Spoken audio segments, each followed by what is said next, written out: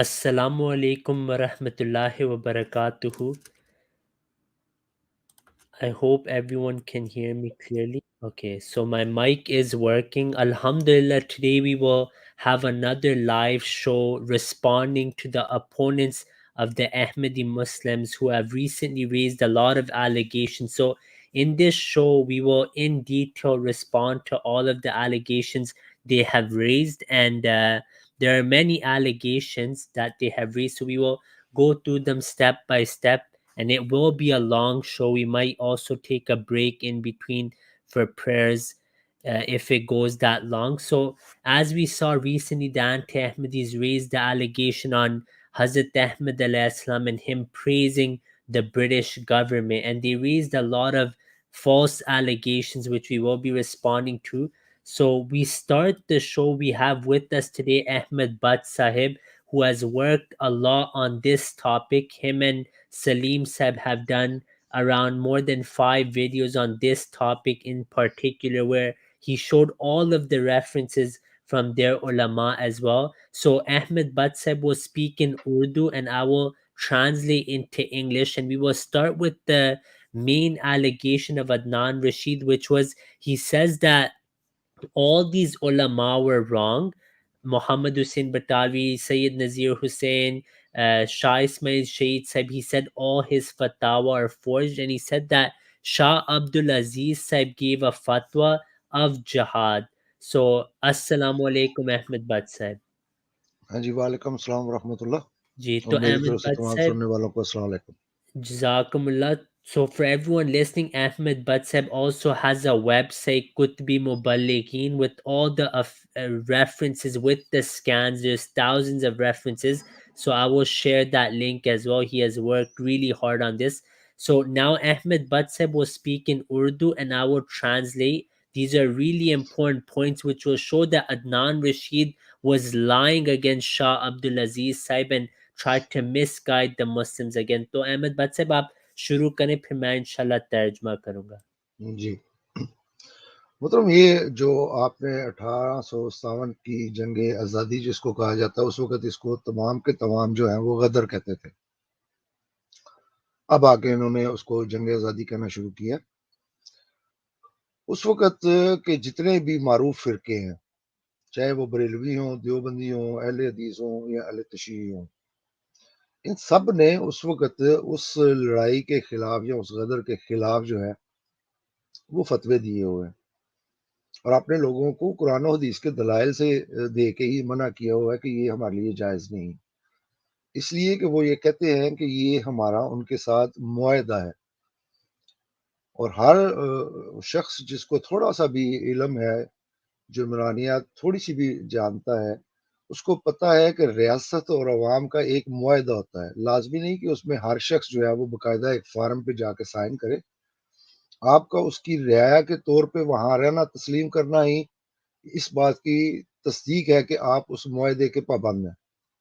تو علماء نے تو یہاں تک کہا کہ یہ ہمارا ان کے ساتھ معاہدہ ہے، اور اللہ کے رسول صلی اللہ علیہ وسلم نے منع کیا ہوا ہے کہ معاہدوں کو نہ توڑا جائے، بلکہ جو معاہدہ توڑے گا قیامت والے دن اس کے پیچھے ایک جھنڈا لگا ہوگا.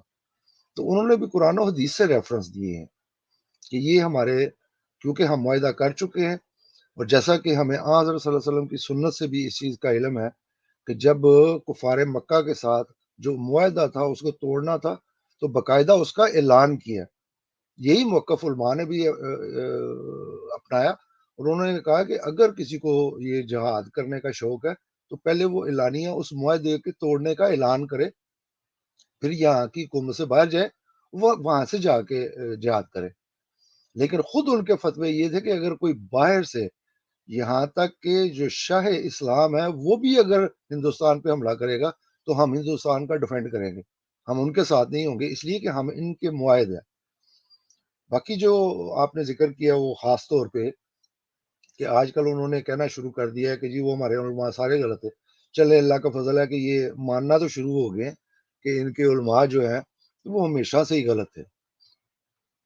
باقی اب جس فتوے کو وہ بنیاد بناتے ہیں فتاوی عزیزیہ، وہ پتہ نہیں انہوں نے کبھی کھول کے پڑھا بھی ہے اس کو یا نہیں. اصل میں یہاں پہ ہندوستان میں उस वक़्त 2 मसले जो हैं इस वक़्त जो मुझे याद आ रहे हैं वो ज़्यादा थे। एक तो क्या, अगर ये दारुल हर्ब है, तो क्या यहाँ पे सूद लेना जायज़ है? वो जो फ़िक़्ह हनफ़ी है उसमें पढ़ लें, उसमें बाज़ जगह पे गुंजाइश भी है। मैं इस वक़्त उस बहस में नहीं पड़ता कि वो मसला क्या है। ये था असल में मसला एक सूद का, और दूसरा मसला था कि नमाज़ ज़ोहर पढ़ी जाएगी या जुम्मा यहाँ पे होगा। तो उस सिलसिले में बाज़ ने उसको दारुल हर्ब करार दिया, बाज़ ने उसके बावजूद उसको दारुल अमन करार दिया। दोनों तरफ से अपनी-अपनी वो दलीलें देते हैं, हम उस बहस में भी नहीं पड़ते। अब अगर ये मान लें कि जो फतावा अज़ीज़िया में उनका फतवा था, ये जिहाद लड़ाई के लिए था, ये सूद और ये जुम्मा वगैरह या दूसरे मसाइल उनके लिए नहीं था। तो सबसे पहले तो होना ये चाहिए था कि खुद शाह अब्दुल अजीज देलवी जो है वो ऐलान करते इसका बकायदा, कोई कोशिश करते, और कुछ नहीं कर सकते तो कम से कम हिंदुस्तान छोड़ के वो हिजरत कर जाते। लेकिन हम देखते हैं कि उन्होंने कोई एक काम भी इसमें नहीं किया। तो इससे ये साफ ज़ाहिर है कि जब वो फतवा जिसका अब ये दलील बना रहे हैं, वो तो खुद मुफ्ती जिसने वो फतवा दिया है उसने उस पे अमल नहीं किया। तो जो मुफ्ती खुद अपने फतवे पे अमल नहीं करता, उसके बारे में ये अपने उलमा से पूछ के ज़रा दिखा दे कि उसके फतवे की हैसियत क्या होती है। मैं फिर बता दूं कि उनका फतवा अगर जिहाद के लिए होता, तो वो एलानिया जिहाद का ऐलान करते, उसके लिए कोशिश करते, और अगर कुछ नहीं कर सकते थे तो कम से कम वो मुल्क छोड़ के चले जाते, जैसा कि अल्लाह ताला ने अपने कुरान मजीद में भी जिक्र किया है कि अल्लाह ताला ने इतनी वसी ज़मीन बनाई है, वो जगह छोड़ के दूसरी जगह पे क्यों नहीं चलेंगे। तो अगर आपने इसको ट्रांसलेट करना तो कर दें, हाँ इंशाल्लाह जी, जो बातें फिर रह गई हैं मैं। Haji and Batsab Jazakallah. So, Brother Ahmed Batsab has responded to the main points of Adnan Rashid.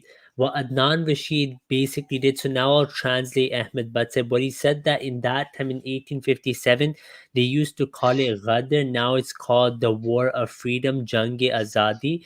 And in that time, the Barelvis, Deobandis, Ahle Hadith, Shias, they all gave fatwas against this. And they gave arguments from Quran and a Hadith that this is not permissible to fight against the British and do rebellion because they had a treaty with them. And everyone who has knowledge knows that the government and the general public, they have a treaty. It doesn't mean you have to physically sign a treaty or anything. It's understood that if you're living under someone and are under their protection, then you cannot rebel against them. And this is in all their books of Aqaid. Now, Nabi Sassam also forbid us from breaking treaties, and he said that those who break the treaties will have a flag on their back on the day of judgment.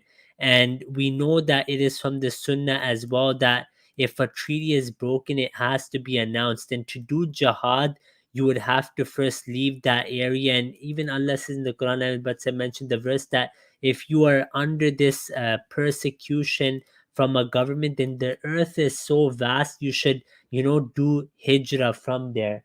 Now, they mentioned the fatwa of Shah Abdul Aziz, and first the Ahmad Sahib said that Alhamdulillah now they have accepted, and Adnan Rashid said that all of these scholars, Nazir Hussain Daily, Muhammad Hussain Batalvi, they were all misguided. He used the word misguided. So Ahmad Batsab explained that Alhamdulillah they have now accepted that all of their ulama were wrong. As for Fatawa Azizi of Shah Abdul Aziz, Sahib, in India, there were two main groups. Some said it was Darul Harb, and he was explaining that because interest is being taken here, and fiqh Hanafiya, and Watsib said today we won't get into too much detail about that, but there were two main discussions: that can you take interest here, and the second question was, will Jummah happen or will Dhuhr namaz happen? Because obviously the Hanafis would say that if it's not an Islamic country, then you would read Salatul Dhuhr and not Jummah. Then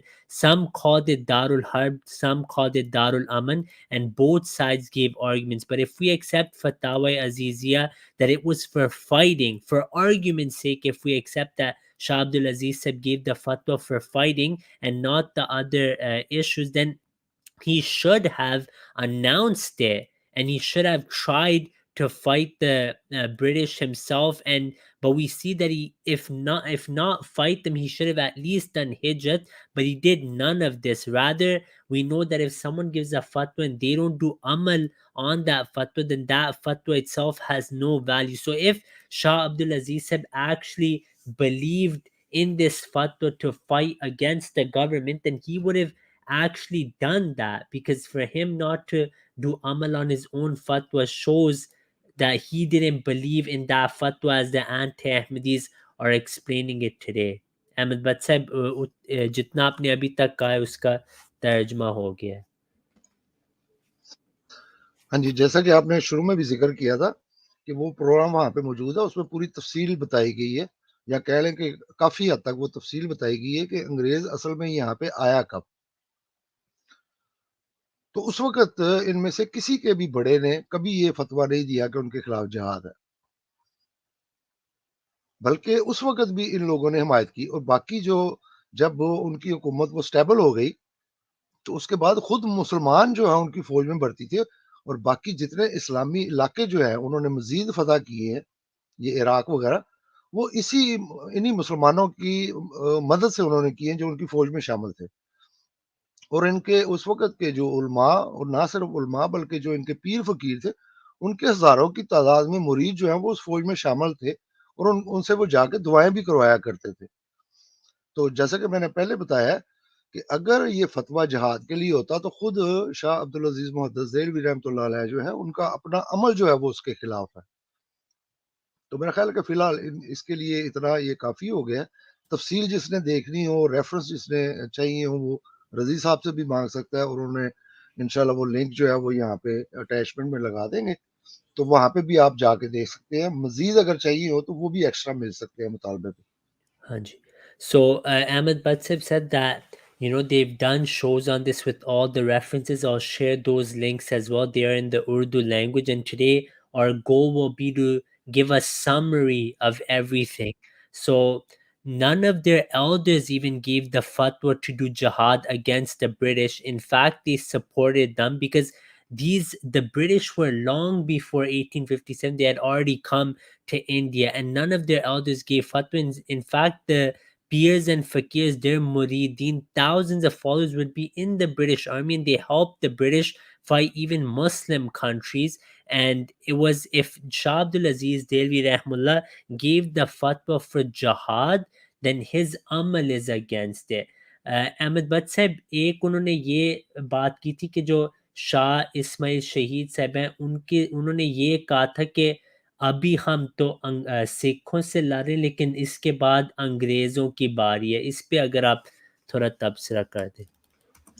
ہاں جی، السلام علیکم. اس سے پہلے کہ میں اس بات کا جواب دوں، ایک جو ضروری چیز ہے اس کا ذکر کرنا میں ضروری سمجھتا ہوں کہ آج یہ جو کہہ رہے ہیں کہ اس وقت جہاد کا فتویٰ دینا چاہیے تھا، تو سب سے پہلے تو یہ ذرا بتانے کی کوشش کریں گے کہ اصل میں جب جہاد کے لیے فرضیت ہے اس کے احکام کیا ہیں، کہ کب جہاد جو ہے وہ فرض ہوتا ہے. کیا اس وقت یہاں پہ ہندوستان میں وہ تمام شرائط جو جہاد کے متعلق ہے وہ پائی جاتی تھی؟ اور اگر ان کا جواب ہے کہ ہاں وہ پائی جاتی ہیں، تو آج بھی یہ اہل حدیث بھی موجود ہیں اور دوسرے فرقے بھی ہندوستان میں موجود ہیں. اسی طرح دوسری جگہوں پہ بھی یہ سارے فرقے موجود ہیں دوسرے غیر مسلم ممالک میں. تو وہاں پہ بھی یہ اعلان جہاد کیوں نہیں کرتے؟ اگر یہ کہیں کہ نہیں جی وہاں پہ کیونکہ انہوں نے ان کے وہ ملک ہیں تو ہم جا کے رہتے تھے، چلے میں یہ ان کی بات مان لیتا ہوں. لیکن ہندوستان تو اب بھی بقول ان کے پہلے اسلامی ریاست تھا، اب ہندوؤں کا اس کا پر قبضہ ہوا ہے، تو اس کے خلاف اب کیوں نہیں دیتے؟ تو یہ ساری باتیں ہیں صرف لوگوں کو دھوکہ دینے کے لیے ہیں. اب جو آپ نے سوال کیا کہ یہ شاہ اسماعیل شہید کے متعلق یہ کہا جاتا ہے، تو یہ خیال جہاں تک میرا علم ہے، واللہ علم، ہو سکتا ہے کہ کہیں اور کوئی اور بات بھی لکھی ہو، یہ سب سے پہلے دیوبندیوں نے اپنی کتاب نقش حیات میں جو ان کے مدنی صاحب تھے انہوں نے پیش کیا. تو یہ ایک مفروضہ ہے.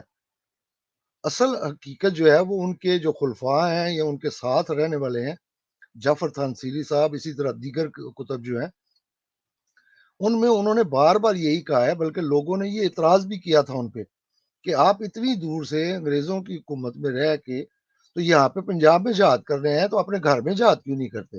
तो उसका जवाब उन्होंने बड़े अच्छे तरीके से दिया था, जिसका हम बार बार जिक्र कर चुके हैं कि वो हमें हमारे मजहब के मसाइल में किसी किस्म की रोक टोक नहीं डालते, बल्कि जो शाह इस्माइल के जहाज का जिसका ये जिक्र करते हैं, उसमें तो अंग्रेजों ने बाकायदा उनकी मदद की है, बाकायदा उनके गवर्नर से इजाजत लेके तो जहाज के वाज किया करते थे, बल्कि उन्होंने तो हुंडियां तक इनको पहुंचाई हैं और इनकी दावतें तक की हैं।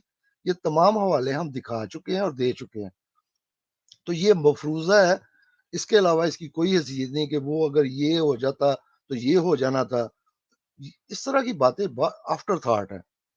उस वक्त उनका कोई इरादा नहीं था, जिसको उन्होंने बड़े वाज़ेह अल्फाज में बता दिया था कि अंग्रेजों के खिलाफ हमारा जहाद करने का कोई इरादा नहीं। तो बाद वाले जो मर्जी उनकी तरफ मंसूब करते फिरे, कोई दलील है तो वो थे। Ji.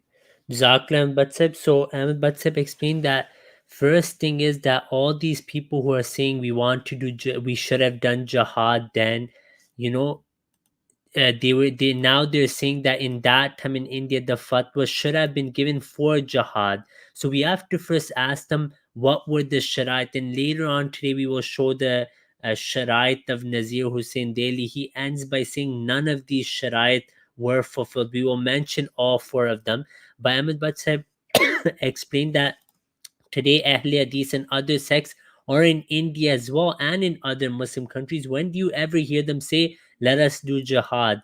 And if they say it's their countries, then India is in the possession of the Hindus today. Why don't they do jihad there? This shows it's all to deceive the innocent Muslims. As for Shah Ismail Shaheed Saib's fatwa, according to Ahmed Bhatt Saib's research, he says that it is possible somewhere else something else is written, but in Naqsh Hayat, the Deobandis Madni Sahib, he wrote this. But if you look at the books of Shah Ismail Sahib's followers like Jafar Tansari Sahib and others, they have always said that when he was asked, why are you doing jihad here and not doing it in your own land of Britain, he would always say that it's because they have given us the religious freedom.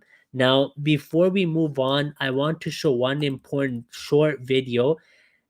Adnan Rashid was mainly saying that Nazir Hussain Daily, Muhammad Hussain Batalvi, all of these ulama were misguided for saying that 1857 was fasad. This was Adnan Rashid. He was saying this, but what Adnan Rashid forgets is he recorded a video on this subject. So let us hear what he had said regarding this. The military arsenal of the British Empire, and some of the soldiers, they rebelled, and the rebellion grew in intensity, and then before it could be controlled, it reached many other places in the Indian subcontinent, including Delhi. The last Mughal emperor in Delhi, Bahadur Shah Zafar, was besieged by these rebellious soldiers trained by the British Empire. They were native soldiers, but they were trained by the British, right? So they had these military skills, which even the British feared because they are the ones who trained them, right? So they went and they besieged the palace of the king, and the king was forced to support them. So he had to put his name in rebellion. And then a lot of other Muslims got involved as well, as they called it, jihad fi sabilillah. Although I believe it was not jihad fi sabilillah, it was fasad fi sabilillah. Astaghfirullah. It was fasad. It was because it was completely out of control. There were no leaders, and this is why some of the scholars at the time, they opposed it. People like Sayyid Nazir Hussain Dehlavi rahmatullah alayh, who was in Delhi, was one of the greatest scholars living at that time. He discouraged the Muslims from taking part in this rebellion because it is not jihad.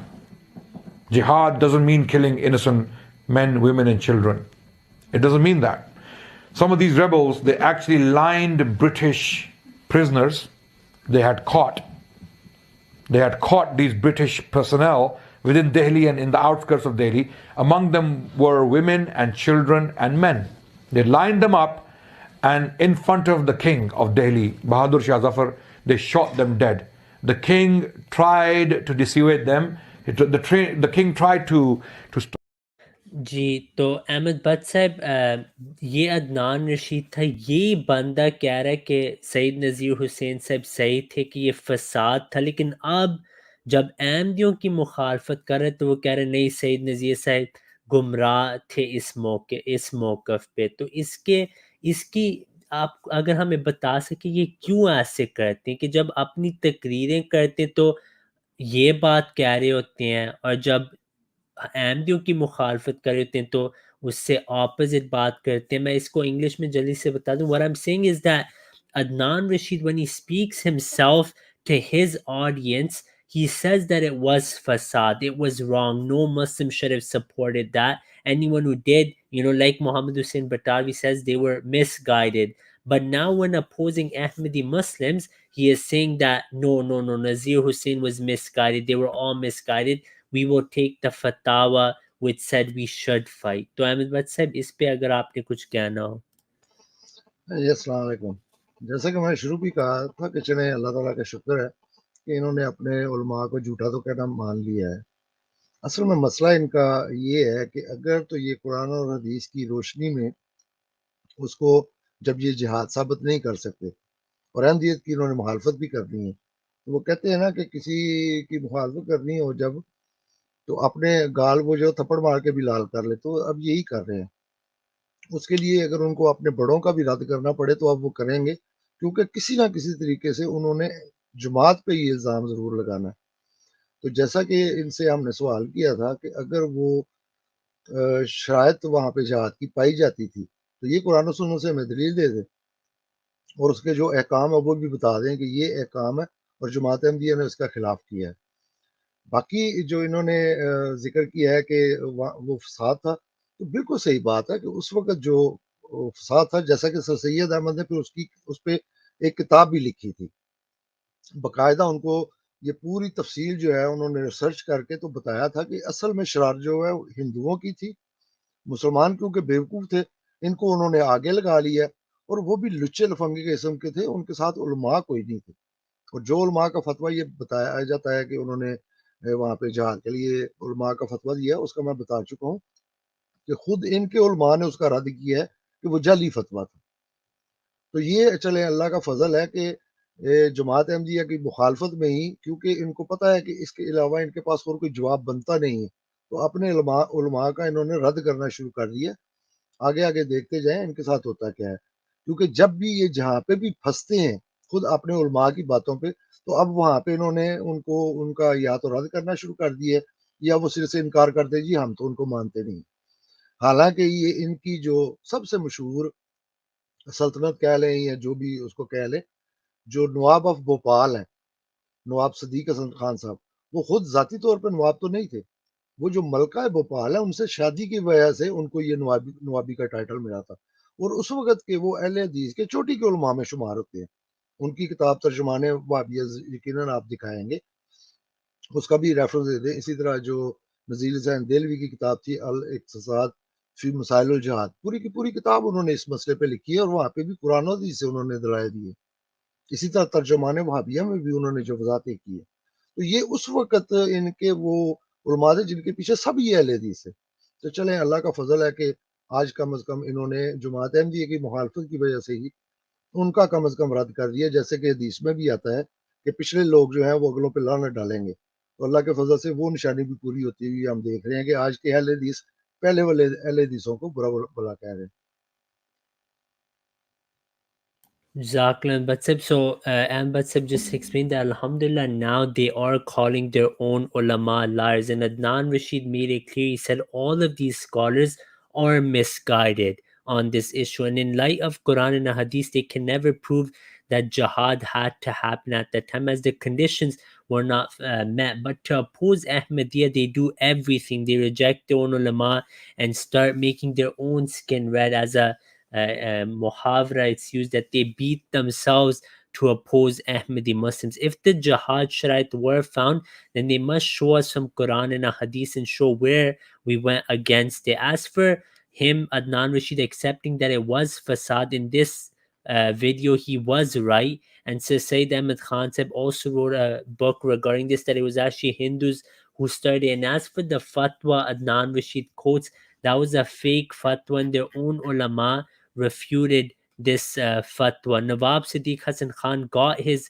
title of Nawab because of marrying a British, and that's how he got this title. He was a top scholar, and he wrote Tarjuman Wahhabiyya, the book. We will inshallah show scans from this as well. And the Ahl Hadith were all supporting his fatwa. So this is a summary of a general summary of everything that Adnan Rashid had said, and Alhamdulillah Ahmad Batsab has in a really short time has answered everything they have said. And now we will get into more details of some other allegations they have raised. Ahmed Batsab, अब हम अगले हिस्से पे जाएंगे जहाँ पे उन्होंने दूसरे इतराज़ किए, उनको हम एक एक करके इंशाल्लाह लेंगे. अगर आपने इस पे और कुछ कहना हो तो आप कह सकते हैं.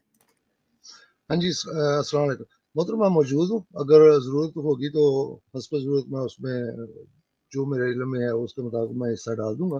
ठीक है. तो मैं ये बात फिर दोहरा दूं कि ये अब पिछले कुछ सालों से ये देखने में मुसलसल आ रहा है कि खुद इनके उलमा भी अब ये देखते हैं कि हम ये दलाइल दे के तो अहमदियों के आगे जब फंस जाते हैं, तो अब वो खुद उन दलाइल का रद्द उन्होंने भी करना शुरू कर दिया है कि अहमदियों के सामने ये तर्जुमा नहीं करना, ये करना है, जिसकी मिसालें आप दे चुके हैं, मुझे मजीद देने की जरूरत नहीं है. तो आहिस्ता आहिस्ता, जैसा कि मसीह मौऊद ने भी कहा था कि आज से 300 साल नहीं गुजरेंगे कि ये अपने पुराने अकीदों को छोड़ देंगे. तो उसकी इब्तिदा हमें होती हुई नजर आ रही है. अल्लाह ताला करे कि हमारी ज़िंदगी में भी हम उसके कुछ मनाज़र जो हैं, कुछ तो हम देख रहे हैं, कुछ मज़ीद भी देखें. तो आप भाई बात करें, जहाँ पे मैं ज़रूर समझूंगा तो मैं इंशाल्लाह उसमें हिस्सा डालूंगा. मैं सुन रहा हूँ आपकी बात. ठीक है इंशाल्लाह. जज़ाकल्लाह. खुरम भाई, if you want to say anything on this, then we will inshallah start answering the allegations one by one.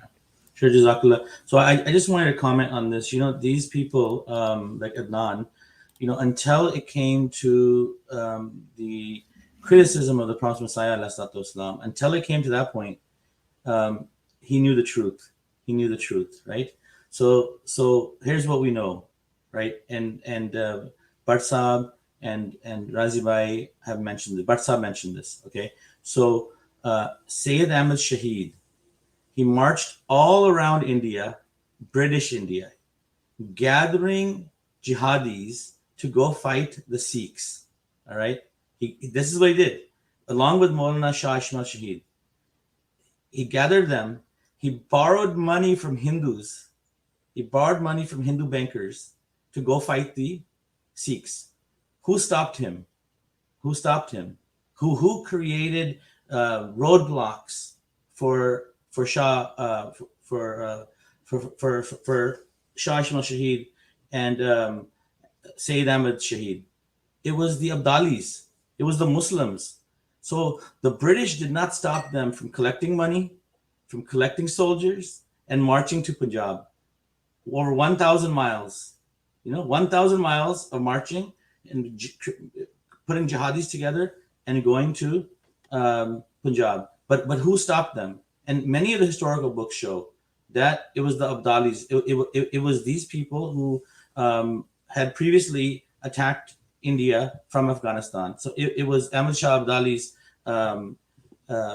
family or the colonies that he had set up in India. These people were the ones opposing a true jihad with one imam, which was Sayyid Ahmad Shaheed. Now, who is he going to go fight? The Sikhs. All right. So he was going to go fight the Sikhs. And he ended up being defeated at Balakot. Balakot is a place in Pakistan, modern day Pakistan right now. So he was defeated in Balakot. And it was due to treachery of Muslims who caused this defeat. It wasn't the British. The British supported him. The Hindus supported him. Now, many years later, so now let's go a few years later. So this is 1831. Now by 1841, the British end up attacking the Sikhs in Punjab. And who's supporting them? The Hindus. Okay. The same Hindu regiment which committed atrocities in Lahore, in Punjab, the same British regiment is the one that ends up rebelling against the British. Muslims didn't rebel against the British first. It was the Hindus that caused this facade. And who joined? Yes, the Muslims that thought that this was a time for jihad. And guess who's going to help them? MashaAllah. The Hindus are going to help you do jihad. And this is what we're going to find is the norm. That you find Muslims who are going to take, like in Afghanistan, you're going to take the Americans to do jihad against the Russians. The same thing you're going to find Muslims who are going to use the Hindus to do jihad.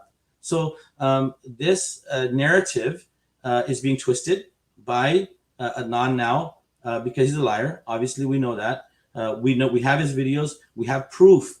Okay, so the war at the treachery of 1857, we know what that was. Adnan clearly mentions it. You know, there's a great book, and there's many books written on this. There's the Last Mughal. This is a great read, and Adnan has read this. I guarantee you, he has read this by William Dalrymple. He has read this, and many other books.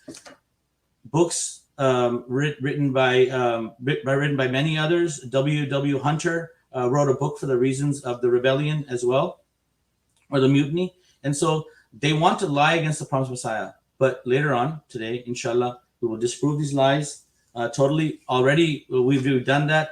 Rashid Gangohi, I'll give you one last example. Razi Bhai, I'll give you two examples. Maulana Rahmatullah Karanvi Sahab, his role, now he wrote a book obviously against the Christians, and then he had to flee because he was afraid that he would be captured. So during this, so his role wasn't great at all. It wasn't like he did anything, but he left India and he went to Saudi Arabia at the time. And actually his grave is there today, near in Makkah. His grave can be found there. Okay, so the point I want to say is he ran away. Okay, so there's the great Muslims of Adnan Rashid, because he mentioned this on his stream, Rahmatullah Karanvi Sahab, and how he fought the Christians. He's running away. Rashid Gangohi Sahab, he's one of the founders of the Deobandi faith. You know what he did? According to the British, or according to the Deobandis today, according to the Deobandis, they say, oh, he supported it. But if he supported it, why did they let him go free? The killing of, maiming of innocent British men and women in India by the mutineers. Why did Rashid Gangohi go free? Because he had no role.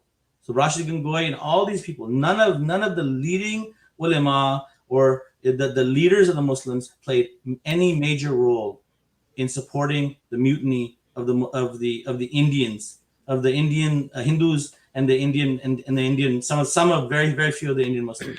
So I just want to share that, Razi Bhai. Jazakumullah khairan bhai. And Ahmed Bhatt Sahib, in his program, he showed these references as well. There's many references of Rashid Ahmed Gangohi Sahib where he says that I'm a loyal citizen of the British, and he never spoke of fighting against the British ever. The Deobandis were in agreement with him on this fatwa that the British are loyal. We will be loyal to the British. Ji Ahmed Bhatt Sahib. जी मैं इसमें दो बातें जो है मजीद add कर दूं। ये अभी जो शाह इस्माइल शहीद का जिक्र हो रहा है, या बालाकोट का जो मार्का था, अगर आप मुखालफिन की बात करें तो वो तो कहते हैं कि ये असल में सिखों के खिलाफ लड़ते हुए नहीं मारे गए, बल्कि ये मुसलमानों के खिलाफ, जो पठानों के खिलाफ इन्होंने वहाँ पे जाके मुख्तलिफ किस्म की ज़बरदस्तियाँ की थी कि छोटी बच्चियों की शादियाँ और ये वगैरह, उसकी वजह से ये खुद पठान थे जिन्होंने इनके खिलाफ वो लड़ाई की और उसमें ये मारे गए। जी जी भट्ट साहब मैं जिक्र कर दूं जरा कि ये दुरानी थे, इनको दुरानी कहते हैं। और ये जो अफगानी थे, अफगानी, मैं ये सिर्फ कहना चाह रहा हूँ कि अफगानी जो थे ना, इनने कॉलोनाइज किया था इंडिया, और इनके लोग थे जो जिनने मुखालफत की थी, और इनकी वजह से ये इनकी शहादत हुई थी। जी बिल्कुल सही बात है। मैं इस वक्त वो अमूमी बात कर रहा हूँ, वरना ये फतवे भी मेरे पास मौजूद हैं, वो सारी किताबें भी अल्लाह के फजल से मैंने पढ़ी हुई हैं, जो उन्होंने कहा है कि ये दुरानियों के खिलाफ लड़ते हुए मारे गए। दूसरी बात ये है कि सैयद अहमद शहीद जिनको कहा जाता है, उनकी एक बड़ी मशहूर पेशन गोई थी कि पंजाब जो है वो उनके हाथ पे फतह होगा। तो जाफर तंसीरी साहब ने जब पंजाब जो है अंग्रेज़ों के हाथ पे फतह हुआ है, तो उन्होंने कहा है कि ये गोया के अंग्रेज़ों के हाथ पे फतह होना सैयद अहमद शहीद के हाथ पे फतह होने के बराबर है। तो ये इनके बड़े हैं उस वक्त के, जिनको ये अपना बड़ा मानते हैं, खासतौर पे अहले हदीस। तो उनकी जो पेशन गोई थी वो अंग्रेज़ों के हाथ पे पूरी हुई है, जैसा कि आज सल्लल्लाहु अलैहि वसल्लम की पेशन गोइयाँ जो है वो खुलफाए राशिदीन के हाथों पे पूरी हुई हैं, तो हम उनको वो सच्चा मानते हैं। तो बिल्कुल उसी तरह की मिसाल इन्होंने दी है कि अंग्रेज़ों के हाथ पे पंजाब का फतह होना गोया के सैयद अहमद शहीद के हाथ पे फतह होना था, और ये उनकी ये पेशन गोई जो है वो इनकी हाथ पे पूरी हुई है। तो मैंने कहा इसमें मैं मज़ीद इजाफा कर दूँ। Jazakumullah Ahmed Bhatt. So Ahmed Bhatt explained that opponents, some actually used to say that Shah Ismail Shaheed Sahib didn't even die when he went went for jihad. Rather, he actually died from the Pathan Muslims, not the Sikhs, and they were called the Duranis, and he died fighting them. And as for Shah Ismail Shaheed Sahib's prophecy, he said that Punjab would be conquered at his hands. So his follower Jafar said, we mentioned him earlier as well. He said that the British conquering Punjab is actually Ismail Shahid Sahib conquering Punjab. It's actually fulfilled in that way, just like we say that some prophecies of Nabi Sallam are fulfilled in the Sahaba. His followers actually said that it was fulfilled in him. So moving forward from this, I want to show one fatwa of Muhammad Hussein Batawi al-Iqtisad fi Masail al-Jihad. I will give the English translation for this fatwa. Everyone can save it. So Adnan Rashid's forefathers actually did fasad. That's why he's so involved and so emotional regarding this, because some of his forefathers got killed in this rebellion, which it seems like he recently learned of this, which is why he has changed his view completely. But Muhammad Hussein Batalvi, he says that all those Muslims who took part in the mutiny of 1857 were, according to the injunctions of the Holy Quran and the Prophet ﷺ's traditions, grave sinners, mischief makers, and wicked. Most of the ordinary people among them were like beasts, and those considered prominent ulama were either not acquainted with true faith or lacked proper understanding. So this is what Muhammad Hussein Batalvi was saying. Ispe Ahmed Batseb, I just want to say one thing, that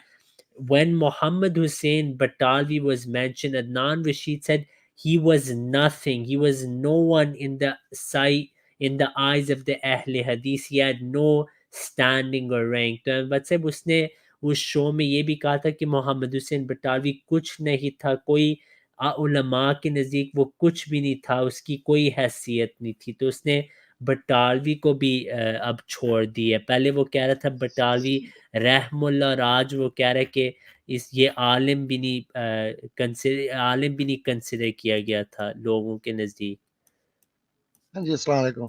तो मतलब बात ये है कि सिर्फ बात करना उससे कोई बात साबित नहीं होती, जब तक वो उसकी कोई दलील ना दे. उस वक़्त इसको बाकायदा वो शेखुल कुल फिल हिंद का खिताब इन्होंने दिया हुआ था. इसी तरह नवाब वसीम सदीक खान साहब जो हैं उनके मतलब भी, तो ये उनको तो बाज़ तो मुजद्दिद मानते हैं, ये अहले हदीसों के बाज़ लोग जो हैं उनको मुजद्दिद मानते हैं. तो ये सिर्फ बात करने से कुछ नहीं होता जब तक वो उसके साथ दलील ना दे. तो ये दलील जो है वो लेके, उम्मीद है कि इतना उसने पढ़ा होगा कि वो दलील ले है, इंशाल्लाह जितना फिर मैंने पढ़ा है उसके मुताबिक उसको जवाब जो है वो मिल जाएगा. Inshallah. So next we have also a fatwa of Shah Ismail Shaykh said, not a fatwa, but he mentioned this. He gives many points, and he says that we are forced to say that the British government is a mercy from Allah the Almighty. So this answers one of the points of Adnan Rashid as well. And he tried to say that Hazrat Masih Maud salam praised the British, but no one else made it a part of faith in that sense. This was also wrong, and there's many references, because he said basically Adnan Rashid, his argument was that no one said that if you oppose the British government then you are a harami. This was what Adnan Rashid said. So here on the screen we have the fatwa of Muhammad Hussein Batalvi, where he says the exact same words. He says that anyone who opposes and does bagawat, this is completely haram, meaning one who does it, then he would be considered a harami. Now, the thing about the stream was that they went all over the place and they raised many allegations, and I have a list here of all the allegations and I want to answer them also. Some things are, the topic will go here and there because this is how their stream was. Ji Ahmed Bhatt sir. हाँ जी, मुझे एक बात याद आई है इससे पहले कि मैं भूल जाऊँ, क्योंकि आजकल मैं काफ़ी कुछ भूल जाता हूँ. ये असल में अंग्रेज़ों का एजेंट को जब जो मुहावरा इन्होंने अब इस्तेमाल करना शुरू किया, ये उस वक़्त कोई भी इस्तेमाल नहीं करता था. इसलिए कि जैसा कि मैंने बताया कि जितने भी उलमा थे उस वक़्त तमाम फ़िरक़ों के, उनमें से किसी एक ने भी उनके खिलाफ, अंग्रेज़ों के खिलाफ ना कभी किसी को बगावत की दावत दी है, ना कोई जिहाद के फतवे दिए.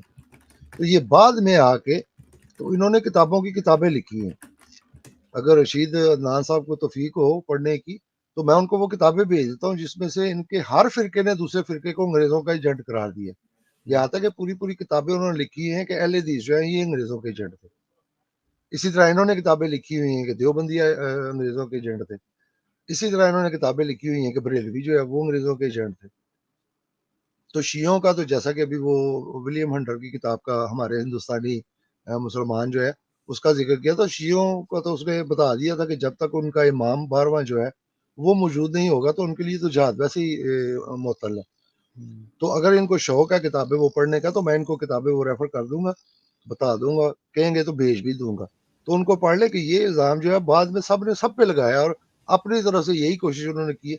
इसलिए कि ये कुछ नारे हैं जो बिकते हैं, ख़त्म नबूवत का मुनकिर, गुस्ताख रसूल, अंग्रेज़ों के एजेंट, तो ये सिर्फ उसको कैश करते हैं। इसलिए कि ये मज़हब अब वो मज़हब नहीं है इनके लिए, वो एक मैं उसके लिए लफ्ज़ इस्तेमाल करता हूँ कि धंधा है, इनका कारोबार है।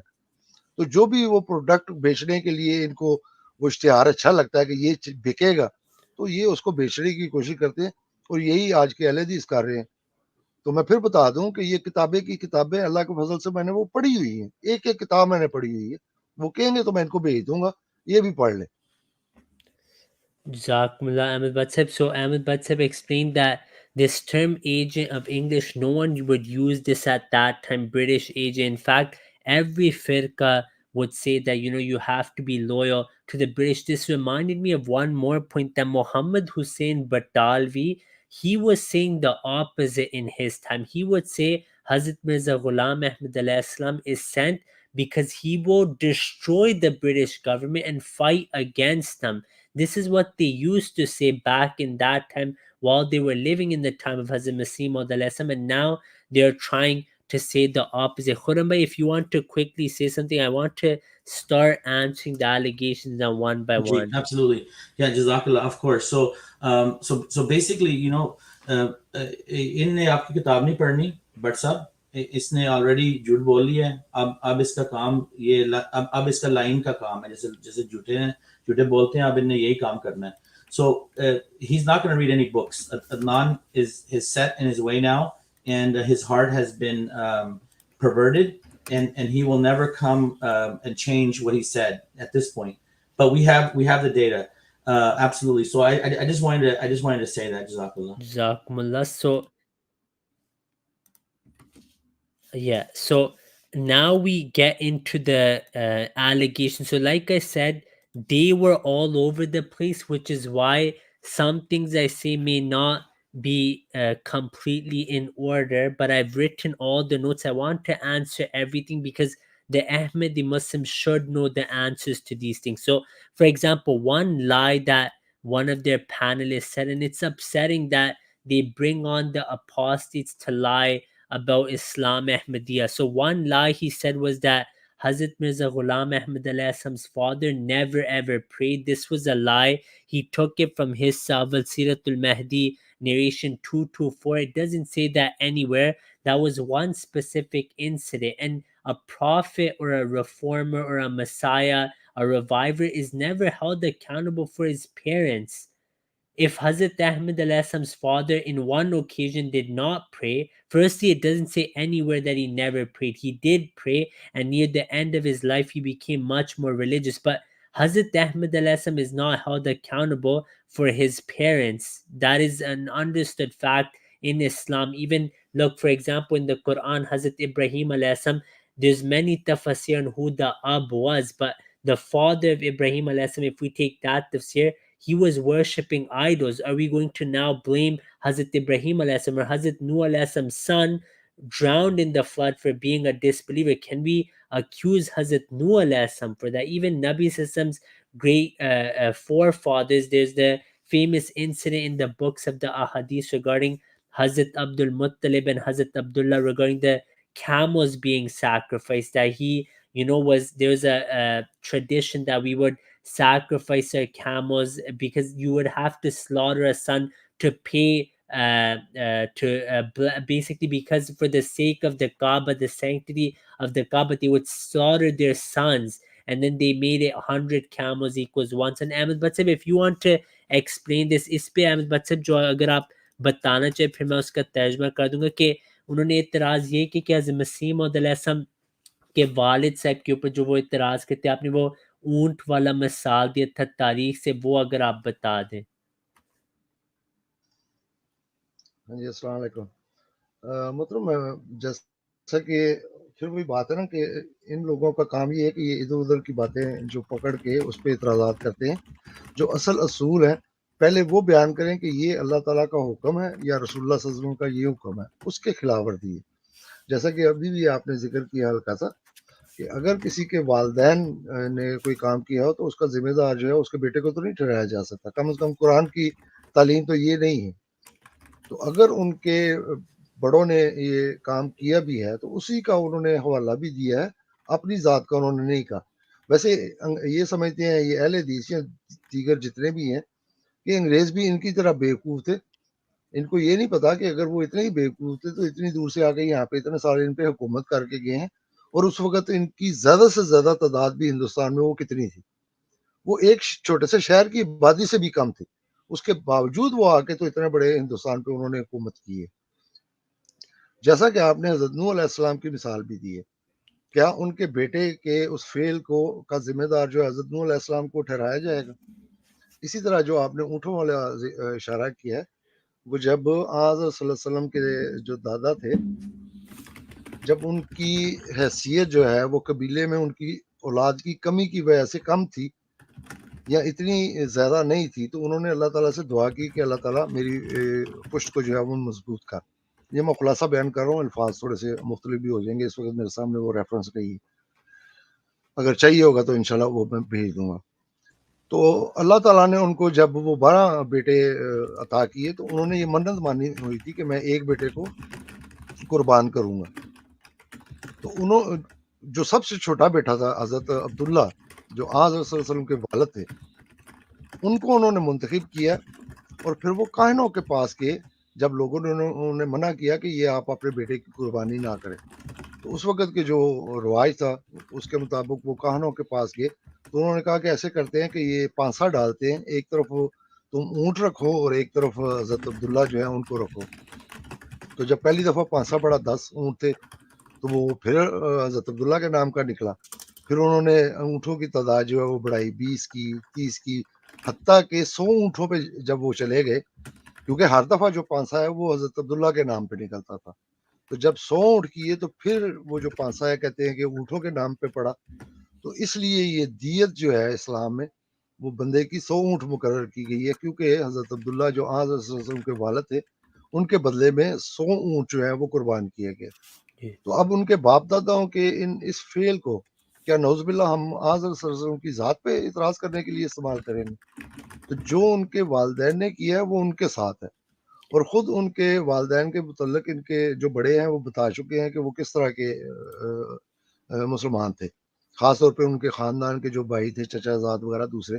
تو یہ ان کی مثالیں دے کے تو حضرت مسیح موعود علیہ السلام پہ الزام لگاتے ہیں، اس کی مجھے سمجھ نہیں آتی. ہاں جی، یا تو یہ کہیں کہ قرآن جو ہے وہ ہمیں دیتا ہے کہ ایک کے بدلے میں دوسرے کو پکڑا جائے گا، جب اللہ تعالیٰ کہتا ہے کہ جس نے جو کیا ہے اس کو اسی بات کا جواب دینا ہے.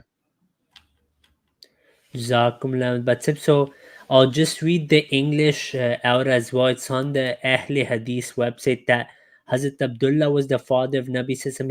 His mother was Fatma, daughter of Amr ibn Aid ibn Ibran ibn Makhzum, etc. Then they say Abdullah was the most handsome of Abdul Muttalib's sons, the chastest and most loved. He was also the son whom the divination, the divining arrows pointed at, to be slaughtered as a sacrifice to Al-Kaaba. When Abdul Muttalib had 10 sons and they reached maturity, he revealed to them his secret vow, which they silently, obediently accepted. Their names were written on the arrows and given to the guardian of their most beloved goddess Hubal. The arrows were shuffled and drawn, and arrows showed that it was Abdullah to be sacrificed. Abdul Muttalib then took the boy to Al-Kaaba with the razor to slaughter the boy. Quraysh, his uncle, some Makhzum tribe, and his brother Abu Talib tried to tell him not to do this. After much discussion, they turned to the soothsayer, the Kahin. She pointed out that blood money was 10 camels, and thus they should put Abdullah on one side and 10 camels on the other, and then draw the lots. And then obviously it went to 100 camels, and then they were slaughtered instead of Abdullah because it kept going towards Abdullah. Now, this is from the official Ahle Hadith website. So the next allegation they raised was that Hazrat Ahmad Alaihissalam's father was involved in the killing of Hazrat Sayyid Ahmad Shahid Barelvi Sahib Rahmullah. This was also a lie, and the books of history make it clear that the role of Hazrat Ahmad Alaihissalam's father during these times was unclear. And when it mentions that the father was in the army, by then Sayyid Ahmad Shahid Sahib had already passed away. So this was also a lie of the anti-Ahmadis, just as they always do raise such allegations and lie. जी अहमद बट साहब इस पे अगर आप जी, उससे पहले उनके जो वालिद हैं, उनकी जो जायदाद थी सिखों के दौर में जो उनसे छीनी गई थी, क्या अंग्रेजों ने आके उनको वो सारी की सारी वापस कर दी थी? हरगिज नहीं। दूसरी तरफ ये अजीब इनकी अकलें हैं कि कहते हैं कि हजरत मसीह मौद अलैहिस्सलाम को अंग्रेजों ने खड़ा किया, ये उनके खुद काश्ता पौधे थे, लेकिन बंदे उसको खड़ा किया कि जिसने उनके जो अकीदे की बुनियाद है उसको उड़ा के रख दिया। आज अल्लाह के फजल से जो खास तौर पे यूरोप में या दूसरे ममालिक में अहमदी रहते हैं, वो इस चीज़ के ज़ाती तौर पे गवाह हैं। मैं खुद इस चीज़ का ज़ाती तौर पे गवाह हूँ कि जब उनको ये बताया जाए कि मैं अहमदी हूँ, तो वो हमसे बात नहीं करते ईसाई। इसलिए कि जो दूसरे मुसलमान हैं, उनके साथ उनके जो मौज़ूआत हैं, वो तय हैं। वो तारीफ़ कुरान पे करेंगे, वो तारीफ़ बाइबल के पे करेंगे, वो कुरान से दलीलें लाएँगे। लेकिन ये वाहिद अकीदा है कुफ़ारे का उनका, जिसका रद्द जो है, वो जिस तरीक़ से जमात अहमदिया ने किया है, किसी और ने नहीं किया। और ये खुद इनके बड़े उलमा जो हैं, वो भी मानते हैं। जैसा कि वो हम 2 तर्जुमों वाला कुरान जो है, उसके दिबाचे में जिन्होंने वो छापा है कुरान, उसके दिबाचे में उन्होंने इसी चीज़ का ज़िक्र किया है कि ये जो हरबा था, ये ऐसा कारगर था कि ईसाइयत को इंग्लिस्तान तक हज़रत मसीह मौऊद अलैहिस्सलाम ने शिकस्त दी। तो अजीबो-गरीब वो किस्म के अंग्रेज़ थे इनके ज़हनों के मुताबिक कि उन्होंने उस अकीदे का रद्द किया जो उनकी बुनियाद है। बाकी तारीफ़ बाइबल पे उनको कोई फ़र्क नहीं पड़ता, वो किताबें की किताबें उन्होंने भी लिखी हुई हैं तारीफ़ कुरान पे। वो खुद इन मुसलमानों के ही हवाले देते हैं ना, जो इनके आपसी झगड़े हैं, हदीसों के हवाले हैं या शियों की किताबों से वो हवाले लेके आते हैं। तो उसमें उनको पता है कि वो इनके साथ मुकाबला करते हैं।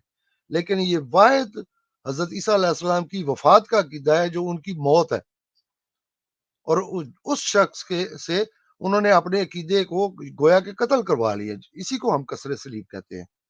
तो बहरहाल ये सोचते फिर अंग्रेज़ों के बारे में कि वो इतने बेवकूफ़ थे, वरना वो इतने बेवकूफ़ नहीं थे जितने ये खुद आजकल बने हुए। G Khurram bhai, if you want to quickly add Yeah, to this. just 15 seconds. Yeah. These are the same people. These are the same people that say make YouTube videos saying that the Mahdi, he will be changed in one night. That he will be an ordinary man. He will not be observing Muslim. He will be changed one night. And then these are the same people that accuse the Prophet Messiah's family. My point in saying is that, first of all, his father has nothing to do with him. That's clear. Okay. Number one. Number two, that even if it was him, according to their YouTube videos, that he would be converted, he would be changed in one night. So this, the hypocrisy of these people is just unbelievable, that they will use any dirt or anything to throw at the Prophet Messiah Islam. And this all goes back to that enmity we talked about last week. Exactly. Jazakallah. So Ahmed Butt said some important points. I'll quickly transit that. You know, the British took wealth from the Prophet's family and also villages. They didn't give it all back.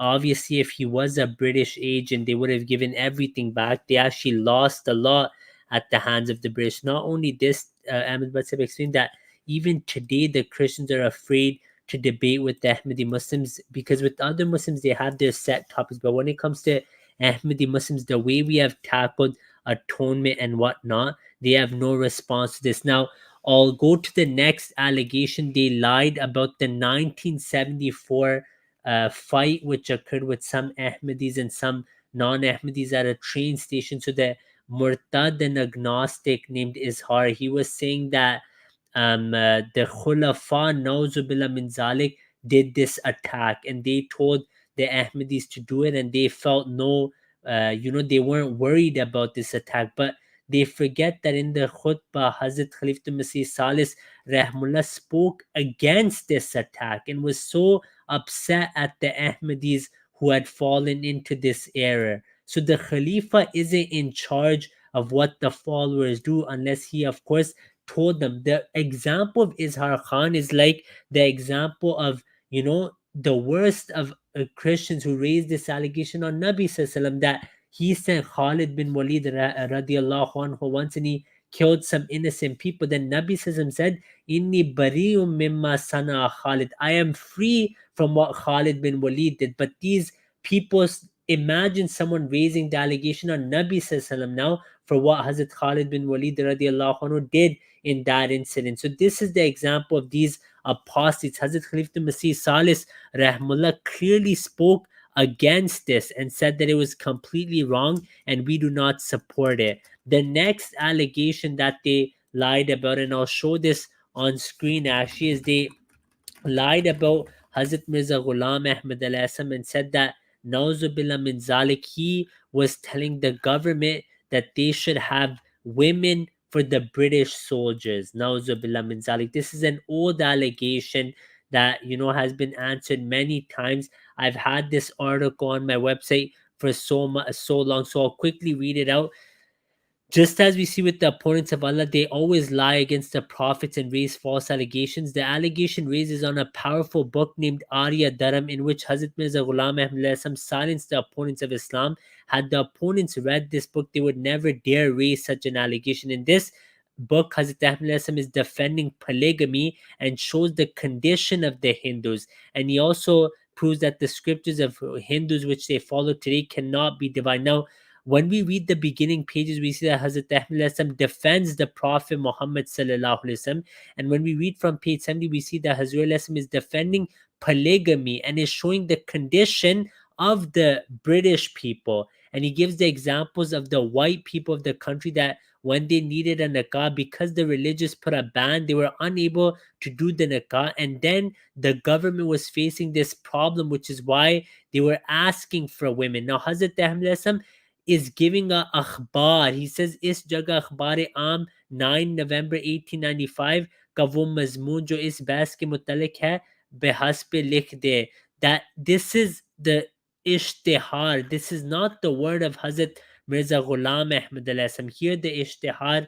And so that was also a line in Tariq Ahmadiyyat. This was discussed as well, that this is a false allegation and a lie of the anti-Ahmadi. So this was also a lie, and it's sad that they let the apostates sit on that stream and just continuously raise false allegations. Now, the next allegation they raised was that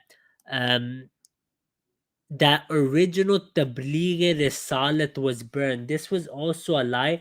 Tabligh Risalat was republished as Majmua Ishtiharat Volume 1. So everything in Tabligh Risalat is still there. So this was also a lie of the anti-Ahmadis. The next lie was G. Ahmed Bhatt said. जी अस्सलाम वालेकुम मोहतरम, अगर हम इसी तरह चलते रहेंगे कि इनकी जो एक एक इतराज़ है उनके जवाब देने शुरू कर देंगे, तो वो इतराज़ करने वाले का मुंह जो है वो कभी बंद नहीं होता. लोगों ने तो अल्लाह पे भी इतराज़ किए हैं, अंबिया की तारीख उठा के देख लें, अंबिया पे भी इतराज़ किए हैं, तो उनके मुंह बंद नहीं हो सकते. तो जो असल चीज़ है, हमारी कोशिश होनी चाहिए कि हम ये दावत दें कि जैसा कि कुरान मजीद में भी कहा गया है कि जब तुम्हारा और हमारा इख्तलाफ है तो हम किसकी तरफ रुजू करेंगे, अल्लाह की किताब की तरफ. तो हकम जो है हमारे नज़दीक कुरान मजीद है. तो जो हमारे बुनियादी अकायद हैं, या तो ये आके ऐलान कर दें कि बुनियादी अकायद जिनमें हमारा अहमदियों के साथ इख्तलाफ है, कुरान और हदीस हमारे साथ नहीं है, इसलिए हमने उस पर बात नहीं करनी. वरना ये इधर उधर के पत्ते झाड़ने हैं कि हज़रत मसीह मौऊद अलैहिस्सलाम ने ये किया, अहमदी ये करते हैं, फलां में ये है. ये पूरी ज़िंदगी, जैसा कि मैंने मिसाल के तौर पे बताया है कि मुखालफिन के पास जब इल्मी दलाइल का जवाब नहीं होता तो वो हमेशा ज़ात पे इतराज़ करते हैं. तो उसमें तो इतराज़ करने वालों ने अल्लाह की ज़ात भी नहीं छोड़ी, बाकी किसी की क्या हैसियत रह जाती है. तो जब भी आप अंबिया की पुरानी तारीख पढ़ेंगे तो जो वो पैगाम अल्लाह की तरफ से लेके आते हैं, जब उनके मुखालफिन के पास उसका कोई जवाब नहीं होता तो फिर वो यही करते हैं कि वो फिर ज़ात पे इतराज़ करते हैं. तो इसलिए आप भी इनको ये दावत दें कि या तो ये ऐलान कर दें कि हाँ, अकायद में हम तुम्हारे मुकाबला नहीं कर सकते इसलिए कि कुरान और हदीस हमारे साथ नहीं है. तो इसलिए हमने अब्जात पे इतराज़ करने हैं। तो ठीक है, फिर हम कोशिश करेंगे कि अगर इनके जवाब दें। हाँ ये जो इतराज़ आज ये कर रहे हैं, ये कोई इन्होंने पहली दफ़ा तो नहीं की। आज से 100 साल पहले भी यही इतराज़ थे, जमात की तरफ से यही जवाब थे। उसमें अब ये कह लें कि मज़ीद बाज़ इज़ाफ़ाजात हो जाते हैं, लेकिन इनके इतराज़ वही के वही रहते हैं। तो आज से उम्मीद है मुझे कि 100 साल बाद भी इनके यही इतराज़ होंगे। तो इसलिए हम इनको ये दावत देते हैं कि जो तुम्हारा और हमारा बुनियादी इख्तिलाफ़ है अक़ीदे का, 2 ही अक़ीदे हैं। एक है तुम्हारी ख़त्म नबूवत और दूसरा है तुम्हारा हयात मसीह। हम इन दोनों तुम्हारे अकीदों का रद्द करते हैं। हम कहते हैं ये कि कुरान और हदीस से इनका कोई सबूत नहीं है। अगर तुम ये समझते हो कि तुम्हारे पास कुरान और हदीस से इसके मुतल्लिक़ दलीलें हैं, तो आ जाओ। अल्लाह ताला तो कहता है कि अगर तुम सच्चे हो तो दलील लेके आओ। तो या फिर इकरार कर लो कि तुम्हारे पास ये 2 अकीदे अपने कुरान और हदीस से साबित नहीं होते। हमने बस इधर-उधर जो है वो ज़ात पे इतराज़ करके गुज़ारा करना है। तो ये ज़रूरी पैगाम जो इनको ज़रूर पहुँचा दें कि असल बहस जो है वो अकीदे की होती है, फ़ुरूआत की नहीं होती। जब असल साबित हो तो फिर फ़रअ पे बहस करने की ज़रूरत को नहीं है, या असल अगर साबित नहीं है तब भी फ़ुरूआत पे बात करने की कोई ज़रूरत नहीं है। हाँ जी। अगर तुम समझते हो कि तुम्हारे साथ है कुरान और हदीस, तो तुम्हें तो फ़िक्र ही नहीं करनी चाहिए, तुम्हें तो भाग के आना चाहिए कि आओ हम कुरान और हदीस लेके आते हैं, अपने के हम ये दलील देंगे, वो तुम्हें झूठा साबित करेंगे। यही हमारा चैलेंज है और यही हम इनको बुलाते हैं कि आओ, जो इस अल्लाह की किताब के मुताबिक फैसला नहीं करता वो ज़ालिम है, वो फासिक है, वो काफ़िर है। जब भी कोई होगा तो जिसके पास दलील होगी लोग सुन लेंगे, जिसको जिसकी दलील अच्छी लगेगी वो उसके साथ हो जाएँगे। तो बाकी अगर ज़ातों पे एतराज़ करने हैं तो मैंने कहा कि वो पूरी ज़िंदगी आप इनके जवाब देते रहे, इनके एतराज़ ख़त्म नहीं होंगे। G. Ahmed Bhatt mentioned something really important, that if we keep answering their allegations, it won't make a difference. They will just raise more allegations, and people have raised allegations on Allah as well. So people will always do this. Our true aim should be to bring them to Quran and a Hadith and discuss the main differences. And they should do an announcement that they cannot discuss with us some Quran and a Hadith, and then we can discuss these things with them. As for opponents, they did not even leave Allah, and they opposed Allah as well and mocked Allah as well. So our bunyadi, our main differences are Khatm Nabuwat and the death of Hazrat Isa alayhi salam, and they should bring their arguments on that, and we will inshallah respond to them. So this is really important. We have a few other allegations I want to quickly mention. Then we will inshallah switch to a guide, because that is the main purpose of all this, to bring them to a guide. So if I request all viewers, just give me around 10 minutes. I will answer everything, inshallah, and then we will, inshallah, go to a guide. So one thing they mentioned is that Hazrat Mirza Ghulam Ahmad Assam stole pension. This was also a lie. That was actually his cousin who did this. So this was also a lie against Hazrat Ahmad alayhi salam. Then one lie they said was that um, Sir Zafrullah Khan Sahib wasn't a good representative. Do they claim they know more than Qaid Azam and all their famous people, like even Hassan Khwaja Asif Sahib, the journalist? He was even praising that there's no one in Pakistan like Sir Zafrullah Khan Sahib. But sadly, today they're opposing him as well, and giving a false narrative regarding him. Then they mentioned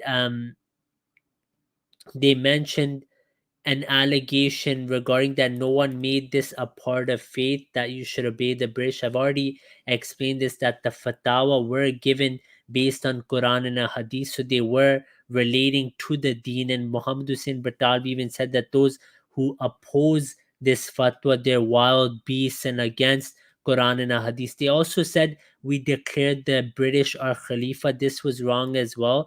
The Urdu was misinterpreted, and the truth, if you look at the actual Urdu, it's clear that it was not speaking about the Islamic Caliphate at all. Rather, it was speaking of them as temporal rulers, not the Khulafa. So this was also one of the lies they had raised.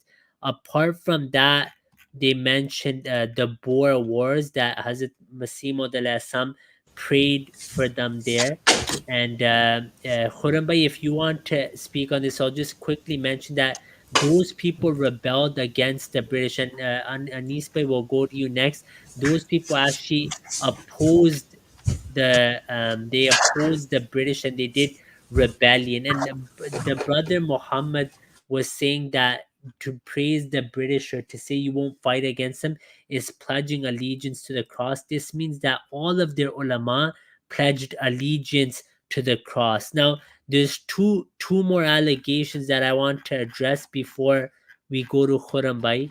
I'll quickly address those. One was that they lied that Hazrat Muslim Maud radiallahu anhu said that we should be considered a separate religion. This was not true. Hazrat Muslim Maud went to Delhi, then came back and explained to the Ahmadi Muslims why he went there. Was because he said it came to my mind that the Congress was playing games, and they were saying that we are the representatives of the Muslims, and the mullahs were also with them, and they would say that the Muslim Representative League, which had the General Muslims, was with them. Basically, that Hazrat Muslim was worried that the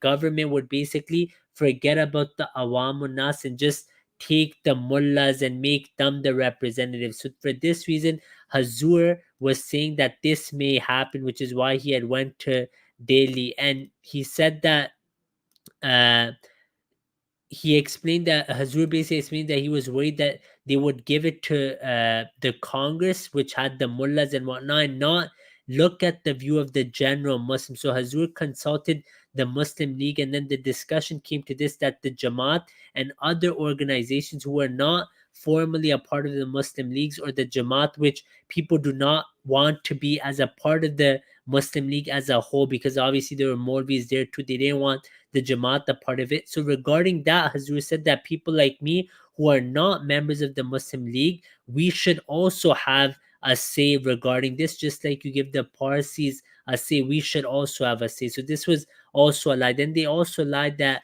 the Ahmadi Muslims, they in the district Gurdaspur, they supported Hindus. This was a complete lie. The Ahmadi Muslims supported the Muslims in this, and Jamaat never said that we are with the Hindus ever. So before Khurram Bhai, Anis Bhai, if you want to address any important allegations, you can do that.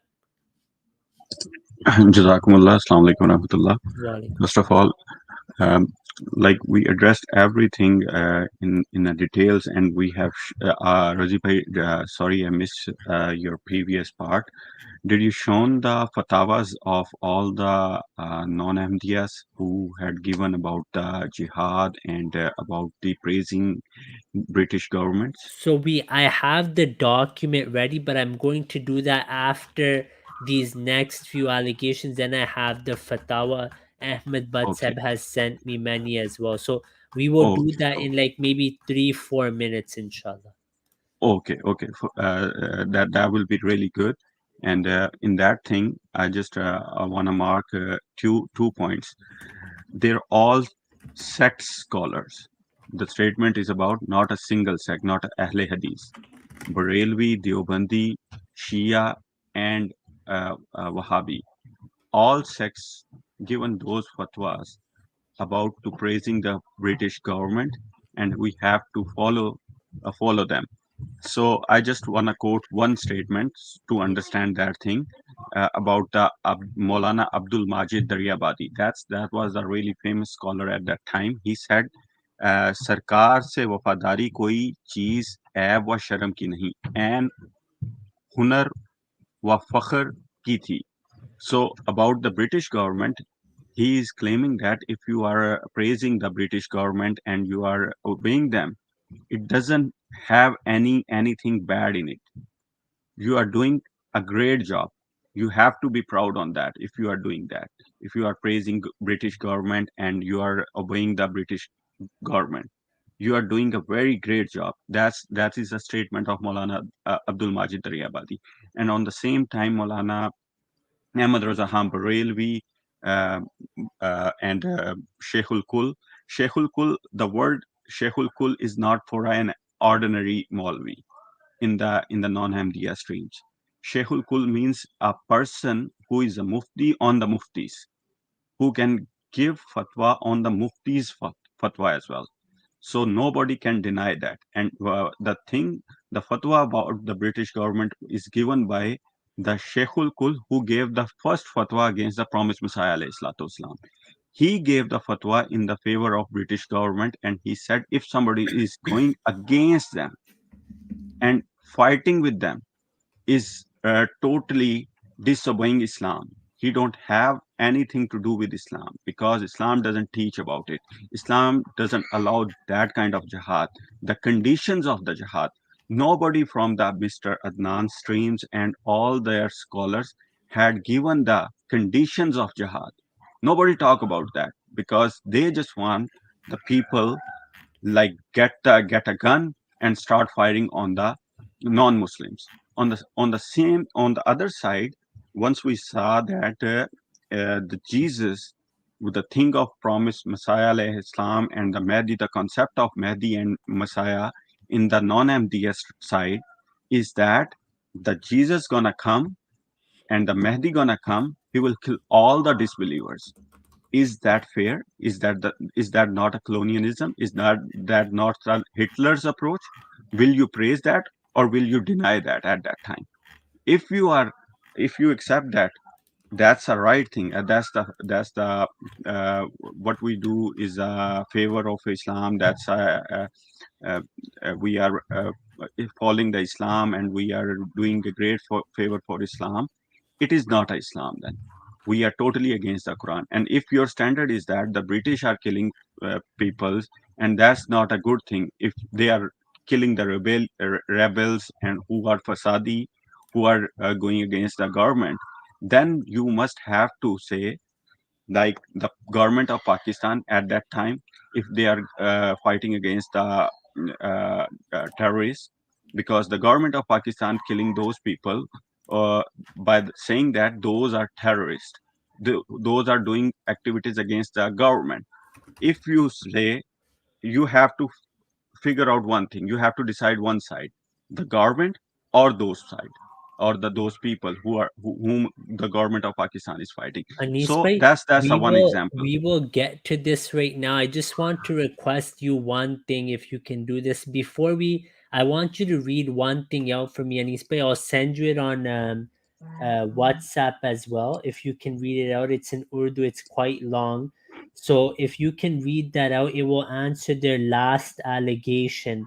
So before I send you that, Anis bhai, I just want to quickly mention one point that basically these people, they raised an allegation that there was a missing khutbah, but what they didn't mention that in khutbat mahmud often there are khutbat that didn't take place, or there is a reason for why that khutbah did not occur. Now if we look back into al-fazl, we see that the day of the missing khutbah, it's explained that Khalifa Sani radiallahu anhu had already been ill. So for them to just assume that because there's no khutbah, this means he was inciting hatred is completely silly. And the Murtad, he raised the allegation on Khalifa Sani radiallahu anhu that he was accused of something. It's like a Shia waking up today and saying Hazrat Aisha radiallahu anha was accused of something and him believing in it today. It's stupid because it was proven false and there was no proof for it. So Anis bhai, did you get the WhatsApp message I sent you? This is from Khilafat ala Minhaj Nabu, in which Hazrat Muslimud responded to this allegation of Yeah, misli, and yeah, he I gave a got that. powerful oath. So if you can read the highlighted part, because this is really important and it answers everything, that these were just false allegations and these people do not fear Allah. They just raise these false allegations in front of 900 people, expecting that now, on day of judgment, they will not be questioned for such lies. Jazakumullah. I'll read that. And the thing about that allegation, uh, these are the totally nonsense allegations. If somebody is accusing someone for something wrong, the thing is that the Ahmadiyya community is not in the government at that time and not till today. If somebody believes that they did something, that kind of activity, they can go and report to the government at that time. So the Misris and all those people who were not the follower of promised Messiah, sorry, Khalifatul Masih. They was not under the bath of him at that time. They was totally standing against Khalifatul Masih Sani at that time. So what we have to understand, they can go and report to the local police, and the police and the government of at that time was not the Ahmadiyya government. So what we have to understand, it's clear. On the other side, if a khutbah is missing and the clear reasons are given in Al Fazl, if because once you have to get any news, it is your liability to to research about it. That's the basic fundamental of Islam. The Quran clearly mentioned that if you got any news, you have to research about it. Go and do tahqiq about it first, then give any kind of statement. The uh, the thing, the people who was in that stream, they are totally ignorant. They just get a code, they get a what we call a sticker from by the non-Ahmadiyya and Ahmadiyya peoples, and start assuming that's the whole thing which we are getting. They, even though once we ask anyone from their panel, any of them didn't read any single book of Promised Messiah alayhi salatu wasalam, not a single book. And that's what I can challenge anyone from their panel, from the panel of Adnan Rashid and all those things. What Adnan Rashid is doing, he is taking the anti-Ahmadiyya book and start reading all the allegations about it. And that's the same criteria is done by the non-Muslims opponents. They just took the anti-Islamic books and starts doing allegation. They never read about the history of Islam. They never read about the character of the Holy Prophet ﷺ in a thorough way. And now I come towards that statement which you have shown on the screen. Misri Sahib ki इसी साथी ने जिसके खत का मैं ऊपर जिक्र करके आया हूँ, ये भी लिखा है कि आपने साजिश करके मिस्त्रियों पर हमला करवाया था, फिर आपने साजिश करके मोहम्मद अमीन को कत्ल करवाया और अब फखरुद्दीन को मरवा दिया है, और इसके बाद आप हमें मरवाने की फिक्र में हैं। मुझे इस किस्म के एतराज का जवाब देने की जरूरत नहीं थी, क्योंकि हर गलत इल्जाम का जवाब देने की ना जरूरत होती है, ना इसका फायदा होता है। लेकिन चूंकि खत लिखने वाले ने आइंदा का शुबा भी जाहिर किया और मैं किसी को किल्क और इस्तराब में रखना नहीं चाहता, इसलिए मैं इनके वसवसे को दूर करने और इनके खदशात को मिटाने के लिए वो बात कहता हूँ जिसकी मुझे आम हालात में जरूरत नहीं थी। मैं उस खुदा की कसम खाकर कहता हूँ जिसकी झूठी कसम खाना लानतियों का काम है कि मैंने किसी को पिटवाना और कत्ल करवाना तो अलग रहा, आज तक साजिश से किसी को चपेड़ भी नहीं लगवाई, not not slap the word, किसी पर उंगली भी नहीं उठवाई, और ना मेरे कलब के किसी गोशा में ये बात आई है कि मैं खुदा न खास्ता आइंदा किसी को कत्ल करवाऊं, या कत्ल तो अलग रहा, नाजायज तौर पर पिटवा ही दूं। अगर मैं इस किस्म में झूठा मैं अगर मैं इस कसम में झूठा हूं, तो खुदा ताला की लानत मुझ पर और मेरी औलाद पर हो। That's he clearly mentioned. Jazakumullah. So, in summary, Hazrat Muslim Maud explained that this is all a lie. I've not even asked anyone to slap someone, and he makes the oath that if I'm lying, then may the curse of Allah be on me and my awlad. So, this was a false allegation, and these people did no research, they just assumed and they raised it in front of others to cause doubts. Now, the last thing they said is, where did Hazrat Ahmad explain that the colonialism was wrong? Anis Bhai explained to them that in the Sharait Debat, Hazrat Ahmad has already explained that we do not agree with anything which is harming innocent human beings. So anyone who harms innocent human beings, we have nothing to do with that. Not only this, Nurul Quran, Hazrat Masih Maud explains that we do praise them for their religious freedom, but we do not say they are masoom, nor do we agree with everything or say that these laws are from Allah, because if they were from Allah, they wouldn't be changing like this. Every now and then we see that the laws changed. So I think we have answered all of the allegations in detail. And if anyone wants to add anything else, I went through the list. So we did answer everything in detail. One last thing I want to remind everyone is the 100 million number. There's research which speaks against that as well. And the famine which took place was not the killing. The 100 million killing was not 100 million people killed by the sword. There's also a famine, and there's dispute on the background of this. Some say, when we read the articles of Al Jazeera, it's a secondary source. There's We no proof, but we're against all colonialism. We do not support any killing of innocent human beings, and Hazrat Ahmad had made this clear that we do not support any such violence.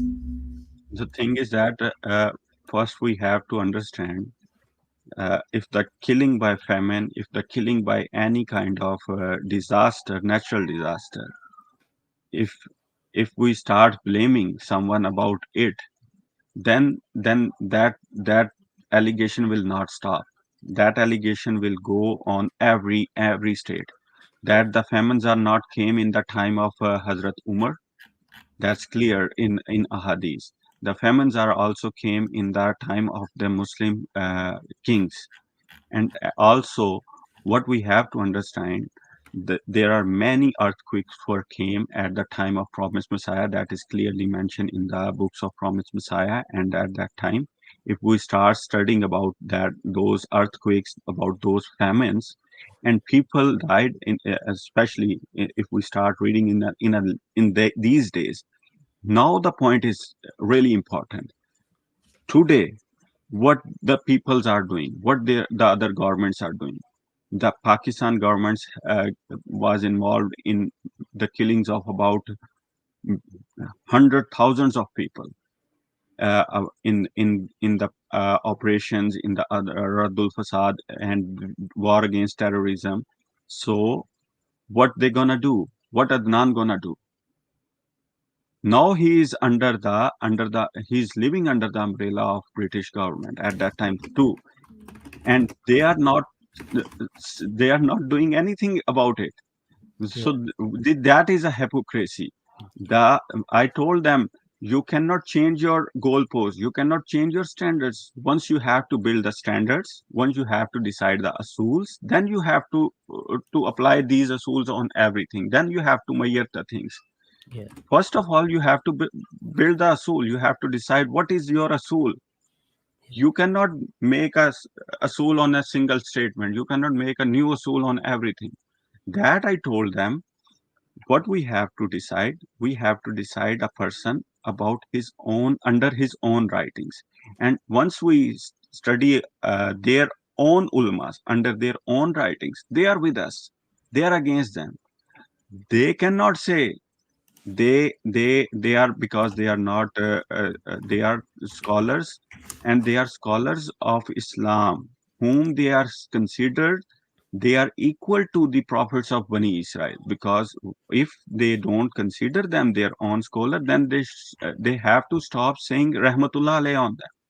They don't have to say their fatwa against Jamaat Ahmadiyya are true, but their fatwa about British governments are wrong. They cannot yeah. say that. Once a Anis person is bhai, a liar, we he's will always liar.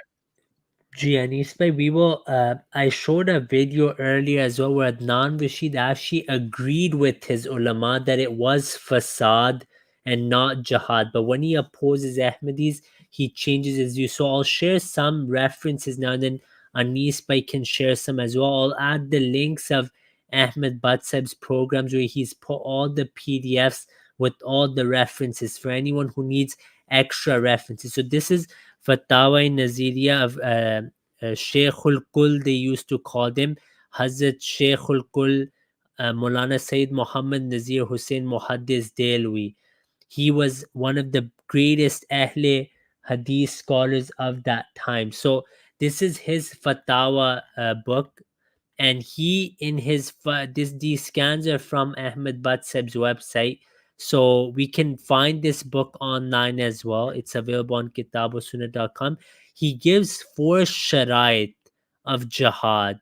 So awal, he says that मुसलमानों का कोई इमाम वक्त हो.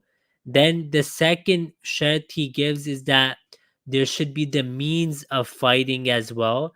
Third shart he says that the Muslims should have a qilla or a their own area of peace where they can do the jihad from. And the fourth shart was that there should be a lashkar equal enough as the one of the opponents. And his khulasa, he ends by saying that not even a single shart is fulfilled. He says in चार शर्तों में से कोई शर्त भी मौजूद नहीं for jihad. So this is their condition, that they believe that none of the sharait were fulfilled. There are many other references as well that we can show regarding this topic. I already shared the one of Muhammad Hussein Batalvi where he explained that anyone who fights, he's doing bagawat. I showed that Muhammad Hussein Batalvi said that anyone who fights and opposes, he is harami and whatnot. Then, not only this, Muhammad Hussein Batalvi also says that this, I'll actually share this reference as well quickly. But of course, our aim is to get to Aqaid. This is also Al Iqtisad fi Masail al Jihad. He says that अ ये ईसाई सल्तनत के कब्ज़े हैं और दारुल इस्लाम है.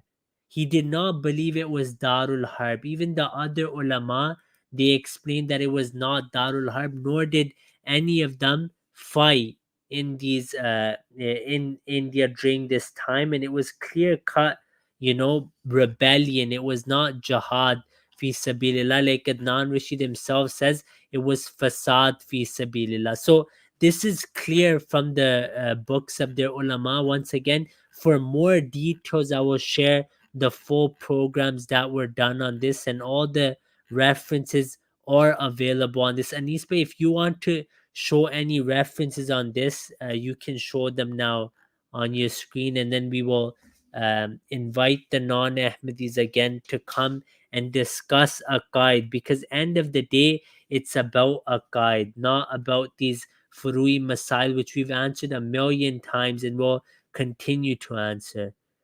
So this is a screen is being shared now, Anis Bhai. Jazakumullah. That's the thing. Uh, uh, I'm reading those fatwas in the Urdu, and you can give the brief summary in English as well after that. Okay. Uh, Rosie bhai, it's fine for you. Ji. Jazakumullah. Uh, ये फतवा है इनके उस्तादुल मुहद्दिसीन. सो हमें ये ज़हन में रखना चाहिए कि उस शेखुल कुल उस्तादुल मुहद्दिसीन कोई आम बंदा नहीं होता इनके यहाँ जिस तरह कह लें कि सब चीज़ों का करता धरता या करने वाला यही होता है कि ये किसी आम मौलवी के फतवे को तो ये रद्द कर सकता है, लेकिन इनके फतवे को कोई रद्द नहीं कर सकता इनके यहाँ.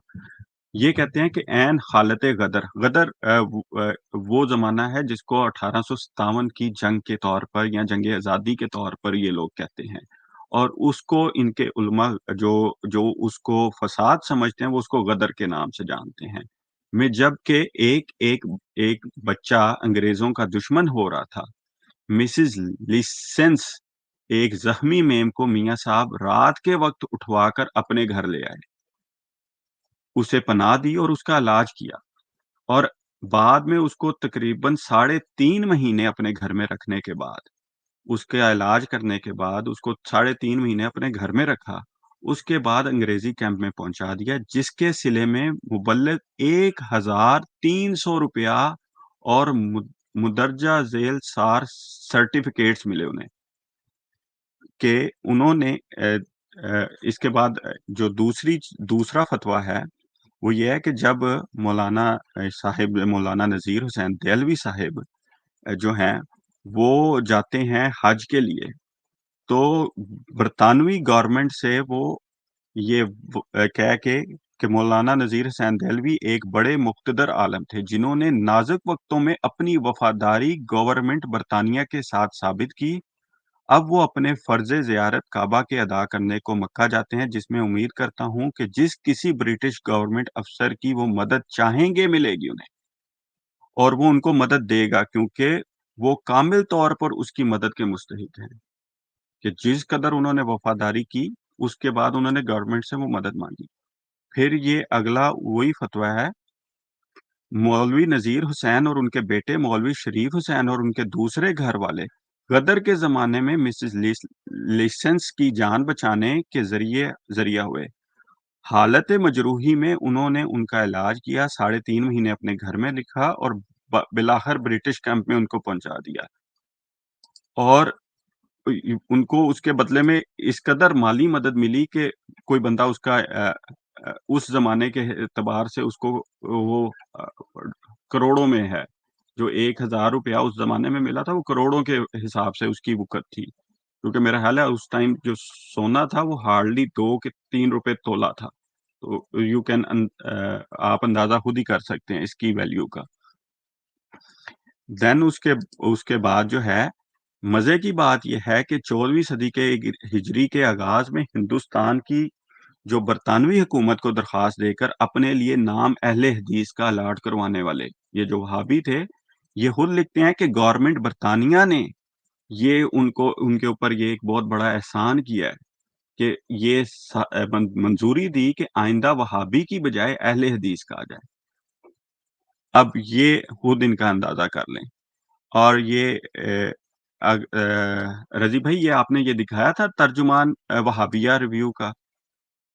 نہیں وہ ابھی نہیں دکھایا، لیکن وہ احمد بٹ صاحب نے سارے بھیجے تھے، آپ پڑھ دیں ویسے، پھر ہمیں ٹھیک ہے، بعد میں نہیں پڑھنا پڑے گا۔ سو اس میں یہ لکھتے ہیں اہل حدیث خصوصاً ان کے سچی وفاداری و پوری اطاعت شعار اور رایا میں، اور یہ مشورہ دیتی ہے کہ گورنمنٹ ان کو قوت بازو اور بیخ سلطنت کا خیال کرے، کہ اہل حدیث ان کے سچے وفادار ہیں، ان کی پوری اطاعت کرتے ہیں۔ اب یہ وہ الزام ہے جو پورے کا پورا ان کے اوپر واپس آ رہا ہے کہ پوری کی پوری اہل حدیث جماعت، ورنہ اس ٹائم کے مولوی کہتے ہیں یہ ہمارا یہ مولوی ہے، یہ تو اہل حدیث ہے ہی نہیں، یہ تو Anis ہم میں Bey, سے ہے I'll ہی نہیں، فارغ quickly کرتے ہیں۔ translate generally what was said. So Anis Bey quoted Sheikhul Kul again, that he says that, people in 1857, there were some called it Ghadr, some those who believed it was Fasad, and they brought a lady home, healed her, took her, they kept her 3 months, a British lady, and helped her, and then got her delivered to the camp. The second fatwa was of Nazir Hussain when he went to Delhi from India. When he went for a Hajj from India, he says that he was loyal to the government, and that now he's going to Mecca, and the British were ready to help him in every single thing because of his loyalty. And also, he explains the Ahl Hadith, the Firqa, says that the Britain did ihsan on us, and they said that instead of Wahhabi, we should be called Ahle Hadith. And one thing I remembered is that there's another reference of Muhammad Hussein Batalvi in Ishat Sunnah as well, where he says that these Hanafis raise allegations on us that we are not loyal to the British, but only we are loyal to the British. We are the most loyal to the British. And Nazir Hussain, I showed the reference earlier as well. He says that we are forced to call the British government a rahma from Allah, right? And then I also showed that Batalvi Sahib said that anyone who does mukhalfat of this, they are doing bagawat, and what they are doing is haram. And those ulama who took part, they did not understand Islam whatsoever. We have many more references, but I would request that those who want the detailed references, they do watch the shows. I will put them in the link where Ahmed Batsab explained in detail. I just want to show one quick reference before we go to Khurram Bhai, because he wants to talk about the Boer Wars that رضی he بھائی did.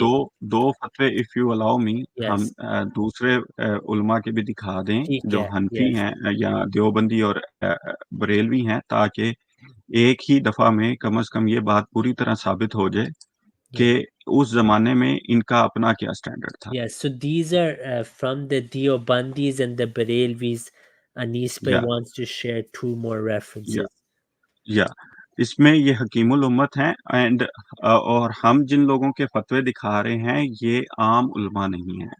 They are top scholars, the scholars of the scholars. اس میں یہ بات بیان کرتے ہیں شیخ الامت حکیم الامت مولانا اشرف علی تھانوی صاحب یہ بات بیان کر رہے ہیں کہ اس سلسلے میں گفتگو میں فرمایا کہ ایک شخص نے ان سے سوال کیا, دریافت کیا تھا کہ تمہاری حکومت ہو جائے تو انگریزوں کے ساتھ کیا برتاؤ کرو. میں نے کہا کہ محکوم بنا کر رکھیں گے, کیونکہ جب خدا نے حکومت دی تو محکوم ہی بنا کر رکھیں گے, مگر ساتھ ہی اس کے نہایت راحت اور آرام سے رکھا جائے گا, اس لیے کہ انہوں نے ہمیں آرام پہنچایا ہے. Yeah. پھر آگے انور شاہ کشمیری صاحب یہ بات بیان کرتے ہیں, ہندوستان کے بارے میں یہ بات کر رہے ہیں جو اس ٹائم انڈو پاک دونوں کے حوالے سے. پھر اس کی قسم میں ایک اور قسم ہے دارالحرب اور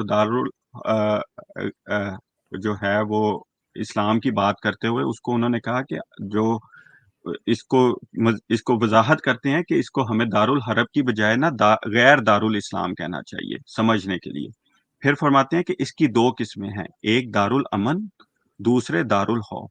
دارالخوف وہاں ہے جہاں مسلمان خوفزدہ ہوں, اور دارالامن وہ ہے جہاں مسلمان خوفزدہ نہ ہوں. سو ہندوستان دارالامن ہے کیونکہ باوجود غیر مسلم کے پورے تسلط کے مسلمان خوفزدہ نہیں, اور حرب بھی درست نہیں کیونکہ باہم معاہدہ ہے. اور اس کے بعد یہ ہے فتاوی رضویہ ہے جس میں احمد رضا خان بریلوی کہتے ہیں کہ خصوصاً ہندوستان میں جہاں اگر 10 مسلمان ایک مشرک کو قتل کر دیں تو معاذاللہ 10 کو پھانسی ہو, ایسی جگہ مسلمانوں پر جہاد بتلانے والا شریعت پر مفتری اور مسلمانوں کا بدخواہ ہے. So he clearly mention you can explain in that if somebody is going against the government in the India Pakistan, he is not a follower of Sharia and he is not the beneficiary of Muslims. Yes, so even the other like sects, Anis Bhai has showed that they were also saying the same thing. There's many references for this as well. Anis Bhai showed one from Ashraf Ali Thanvi Sahib where he says that we are under the British government, so we have to, be obedient to them and whatnot. And even we showed Anis Bhai showed Anwar Shah Kashmiri as well, who says that you have to be obedient to the government, and they are darul they because they are respecting our freedom of religion, we cannot fight them. I remember there's one reference of Ashraf Ali Thanvi said of Rashid Ahmad Gangohi as well, where he says that I am a humble, loyal follower of the British. There are many references that we will inshallah post as well. So after this, he showed the Ahmed Raza Khan reference where he says that, he says that anyone who says in this time that we should fight against the British, they are against Islam. Ji Butt Sahib. ہاں جی السلام علیکم. میرا خیال تھا کہ جیسا کہ آپ نے وہ ریفرنس دے دیا وہ اس لنک کا, اس میں ہم نے تمام فرقوں کے جو ریفرنس ہیں وہ وہاں پہ دیے ہوئے ہیں, لیکن کیونکہ آج ذکر ہو گیا کہ چلے تھوڑا سا یہاں پہ بھی ڈال دیں, اس لیے کہ لازمی نہیں ہے کہ ہر کوئی جا کے وہ پروگرام دیکھے. تو اب کیونکہ آپ نے دیوبندیوں کا بھی ذکر کیا, یہ جو رشید احمد گنگوئی صاحب کی بات کر رہے ہیں اس کا باقاعدہ ہم نے ان کی کتاب سے حوالہ دیا تھا کہ انہوں نے انگریزوں کی طرف سے ہو کے جو لڑائی لڑی ہے ان فسادیوں کے خلاف جن کو یہ اب جہادی کہتے ہیں, اس کو انہوں نے جہاد کہا ہے. باقاعدہ ان کے جتنے بھی بڑے ہیں قاسم ننوتوی صاحب, امتیاز اللہ مہاجر مکی صاحب, انہوں نے باقاعدہ انگریزوں کی حمایت میں وہ جنگ لڑی.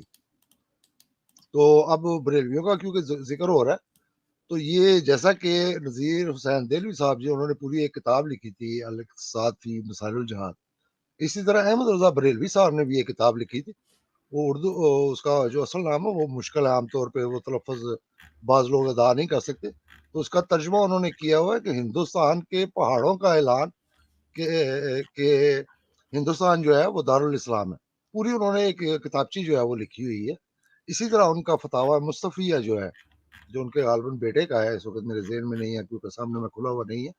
उसमें उन्होंने जैसे ये वो तलाक तलाक तलाक 3 दफ़ा तलाक देते हैं तो कहते हैं कि तलाक हो गई, वैसे ही उन्होंने लफ्ज़ जिहाद के लिए इस्तेमाल किया कि जो अब ये कहता है कि जिहाद है, ये हराम है, हराम है, हराम है। तो 3 दफ़ा उन्होंने वहाँ पे हराम, हराम का लफ्ज़ जो है वो दोहराया है। अगर वो कहते हैं तो मैं वो हवाले भी भेज देता हूँ। इसी तरह जो शिया हैं, उनका जैसा कि मैंने बताया कि खुद जो हंटर की किताब है, हमारे हिंदुस्तानी मुसलमान, उसमें भी उसने उनके अकीदे का बाकायदा ज़िक्र किया है। एक तो उनके तकइये का ज़िक्र किया है कि ये झूठ भी बोलते हैं, इसलिए इनका कोई पता नहीं है, लेकिन बज़ाहिर उनका यही है कि जब तक उनका 12वां इमाम जो है वो नहीं मौजूद होगा, वो जिहाद उन पे फ़र्ज़ नहीं है, ना ही वो जिहाद करते हैं। इसके अलावा जो उन्होंने मुख्तलिफ अपनी कुतुब में उनकी अंग्रेज़ों की तारीफ़ें की है, अगर वो दोस्त कहेंगे तो मैं वो भी बता दूँगा। फिर मैं बता दूँ कि इस वक़्त जो मैंने फ़ोल्डर सिर्फ़ चेक किया है, तो उसमें मैंने देखा है कि तकरीबन 200 से ज़्यादा जो रेफ़रेंस है, वो इनके उलमा के लगे हुए हैं वहाँ पे। तो अगर किसी भाई को शौक है तो वो जाके वहाँ पे कम से कम 200 से ज़्यादा रेफ़रेंस जो है वो वहाँ पे मौजूद हैं, उनको देख सकते हैं। Jazakumullah. So this is, I'm just sharing the screen here of all the programs Ahmed Batsab had done on this topic. So you can see, you can find the references as well, and the relevant parts are highlighted as well. There's just too much to go through. But if anyone जब is तक वो आप दिखा रहे हैं, मैं इसमें मज़ीद ऐड कर दूँ कि हम बार-बार ज़िक्र कर रहे हैं 1857 का। हज़रत मसीह मौद अलैहिस्सलाम की पैदाइश कितनी है? कब की है? उस वक़्त तो हज़रत मसीह मौद अलैहिस्सलाम अभी जवान भी नहीं हुए थे, जिस ज़माने की हम ये बात कर रहे हैं। और फिर जैसा कि मैंने शुरू में बताया था कि जो अंग्रेज़ हैं, वो तो उससे बहुत पहले, तकरीबन 1 सदी पहले कम से कम, उसका ये सबूत जो ये हवालाजात दिखाए जा रहे हैं इस वक़्त स्क्रीन पे, उस पे आप देख सकते हैं। Yeah.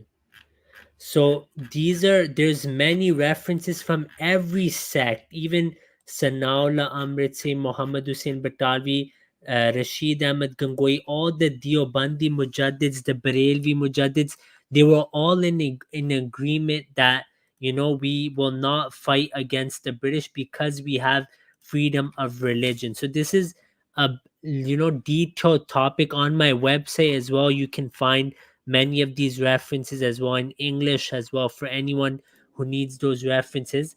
Um, I just want to go to Khurram Bai for he wanted to speak about the Boer Wars. I'll just give a quick intro that regarding the Boer Wars, Hazrat Masiasam has written his book Rodad Jalsa Salana, the proceedings of the prayer meeting, and in that they, requested Hazrat Masiasam and the Jamaat gathered money for those who were injured. But they have to remember that the Boer Wars, you can't compare what happened with the Boer Wars to everything that happened in colonialism, because these people, they rebelled against the British. Now obviously living in Britain, you would, if I'm living in Canada and there was a war that was to happen, I would obviously pray for Canada because I'm living here, I'm given all my rights here. So you cannot compare that one incident and compare it with colonialism as a whole. So Khurrambe, if you can quickly speak on this. Assalamu alaikum warahmatullahi wabarakatuh. So I'm just going to share my screen here, and I just want the. I have a lot to say, but I'm just going to keep it limited to, keep it limited right now until I'm given another opportunity. So mashallah for our anti-Ahmadis who just get the chit, हम इसको chit कहते हैं. They found something in the literature and somebody gave it to them, and now they're going to say, oh, the poor Africans. British were killing the poor Africans, and Mirza Ghulam Ahmad al Islam, he supported the British. These are the poor Africans, right here. These guys. I'm trying to make it bigger here. Well, you can see it. The poor. These are the poor white Africans. The Dutch, the Germans, the people who had colonized Africa, and these are the people that were fighting against the British. Actually, someone, if you're really interested, you should study this. But study what happened here. But just in brief, I want to start with this. Because the anti-Ahmadis believe we are kafirs, they believe that they can lie openly, not secretly or behind closed doors or something like that. Openly, they can lie against the Ahmadiyya Muslim community. They can say whatever they want, and it's halal to do so. That this is halal, that they can do it. But when we actually go fact check, the atheist, obviously I think everyone knows what I'm talking about. But when we actually go do the fact checking, and we find out what the reality of the Boer War was, who the British supported, what the British did during this time, and what is colonialism. Sure, we agree that America was colonized by the British, and Indians suffered. They died because of disease. They died because of many of the things that the British did, and even the Americans did later. Colonialism has been bad, but guess what? The Muslims did the same thing. The Duranis I mentioned earlier, the Afghans, they colonized India. The Mughals, they attacked the Mughals that came in. They attacked the Muslim Delhi Sultanate. Everyone has been doing it, Muslims especially. But guess what? For the Wahhabis, it's okay. It's okay for Muslims to do it, but not okay for anybody else. I'm saying it's not okay for anyone, okay? But it happened. Now, in this case of the Boer War,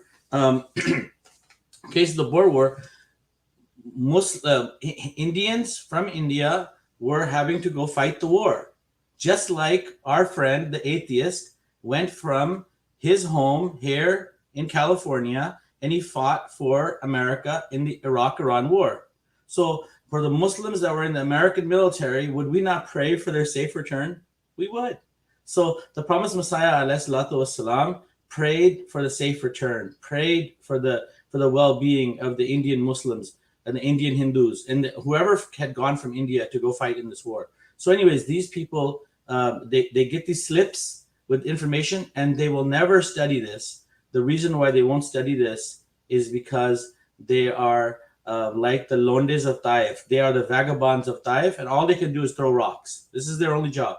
The job is to throw rocks. So we can extensively go into this. I wanted to talk a little bit about some other stuff, but I know, Razi Bhai, you have a lot on the plate. But I really wanted to talk about colonialism a little more. We can talk about that later. I wanted to talk about the Muslims, role in this colonialism. Now, I just want to give some simple examples.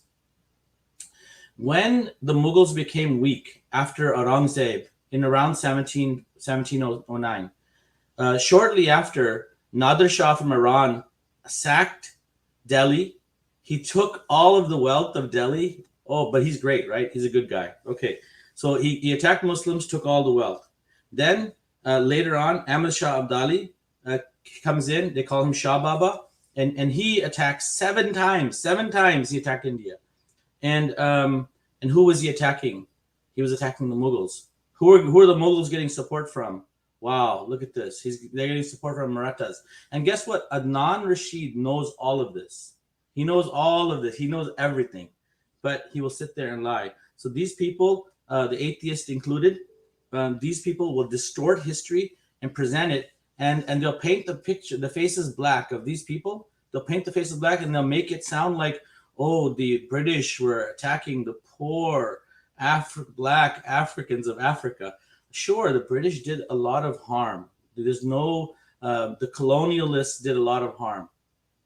But I'll tell you the main contentions. The main contention, one of the main contentions is obviously resources. Resources is the number one thing. So what were the resources here in South Africa? It was gold, okay? Diamonds and gold, all right? What are the resources in India? Same thing, resources, gold, diamonds, many other things. It's the resources. But did they commit the atrocities that we're attributing to them? No, it was the Muslims or the Hindus and the Muslims combined who committed atrocities against the British. So I'm not saying, that this was 100% the case, but many of the Muslim Nawabs of India supported the British. Actually, I should say majority of the Indian Nawabs, and I can say up to maybe 90% of the Indian Nawabs supported the British. Now, 90% of the Muslims of India supported the British. You already showed that.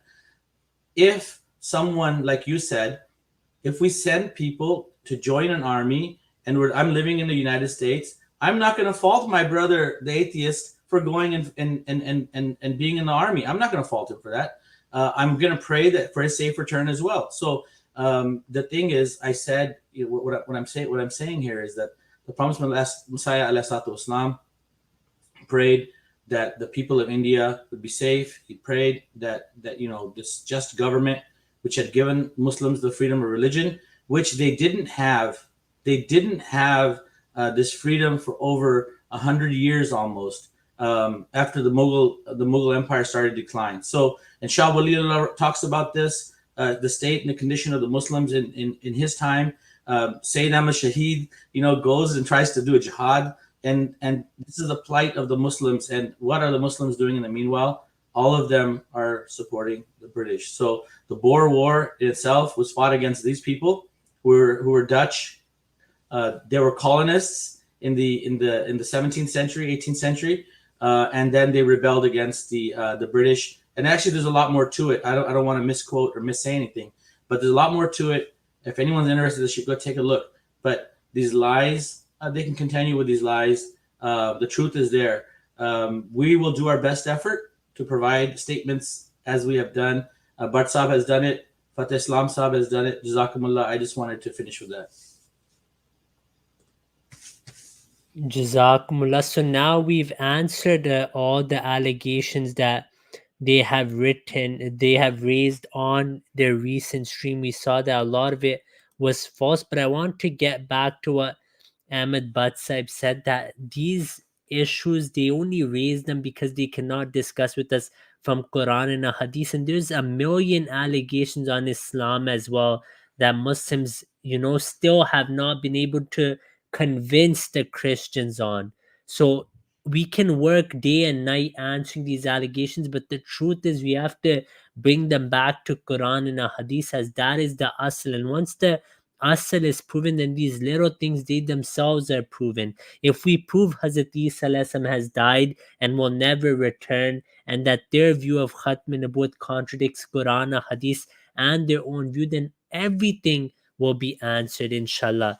Now, when they started their show, they always start with an introduction where they say that all ulama are unanimously agreed that only Ahmadis are outside the fold of Islam, and we are united against Islam Ahmadiyya. But this is also deception of the Ahle Hadith. They don't share that according to Ahmad Rida Khan, all of these people are in the hellfire, and these people are, the Ahmad Rida Khan has said, they are not true Muslims. Their azan is not azan, their namaz is not namaz.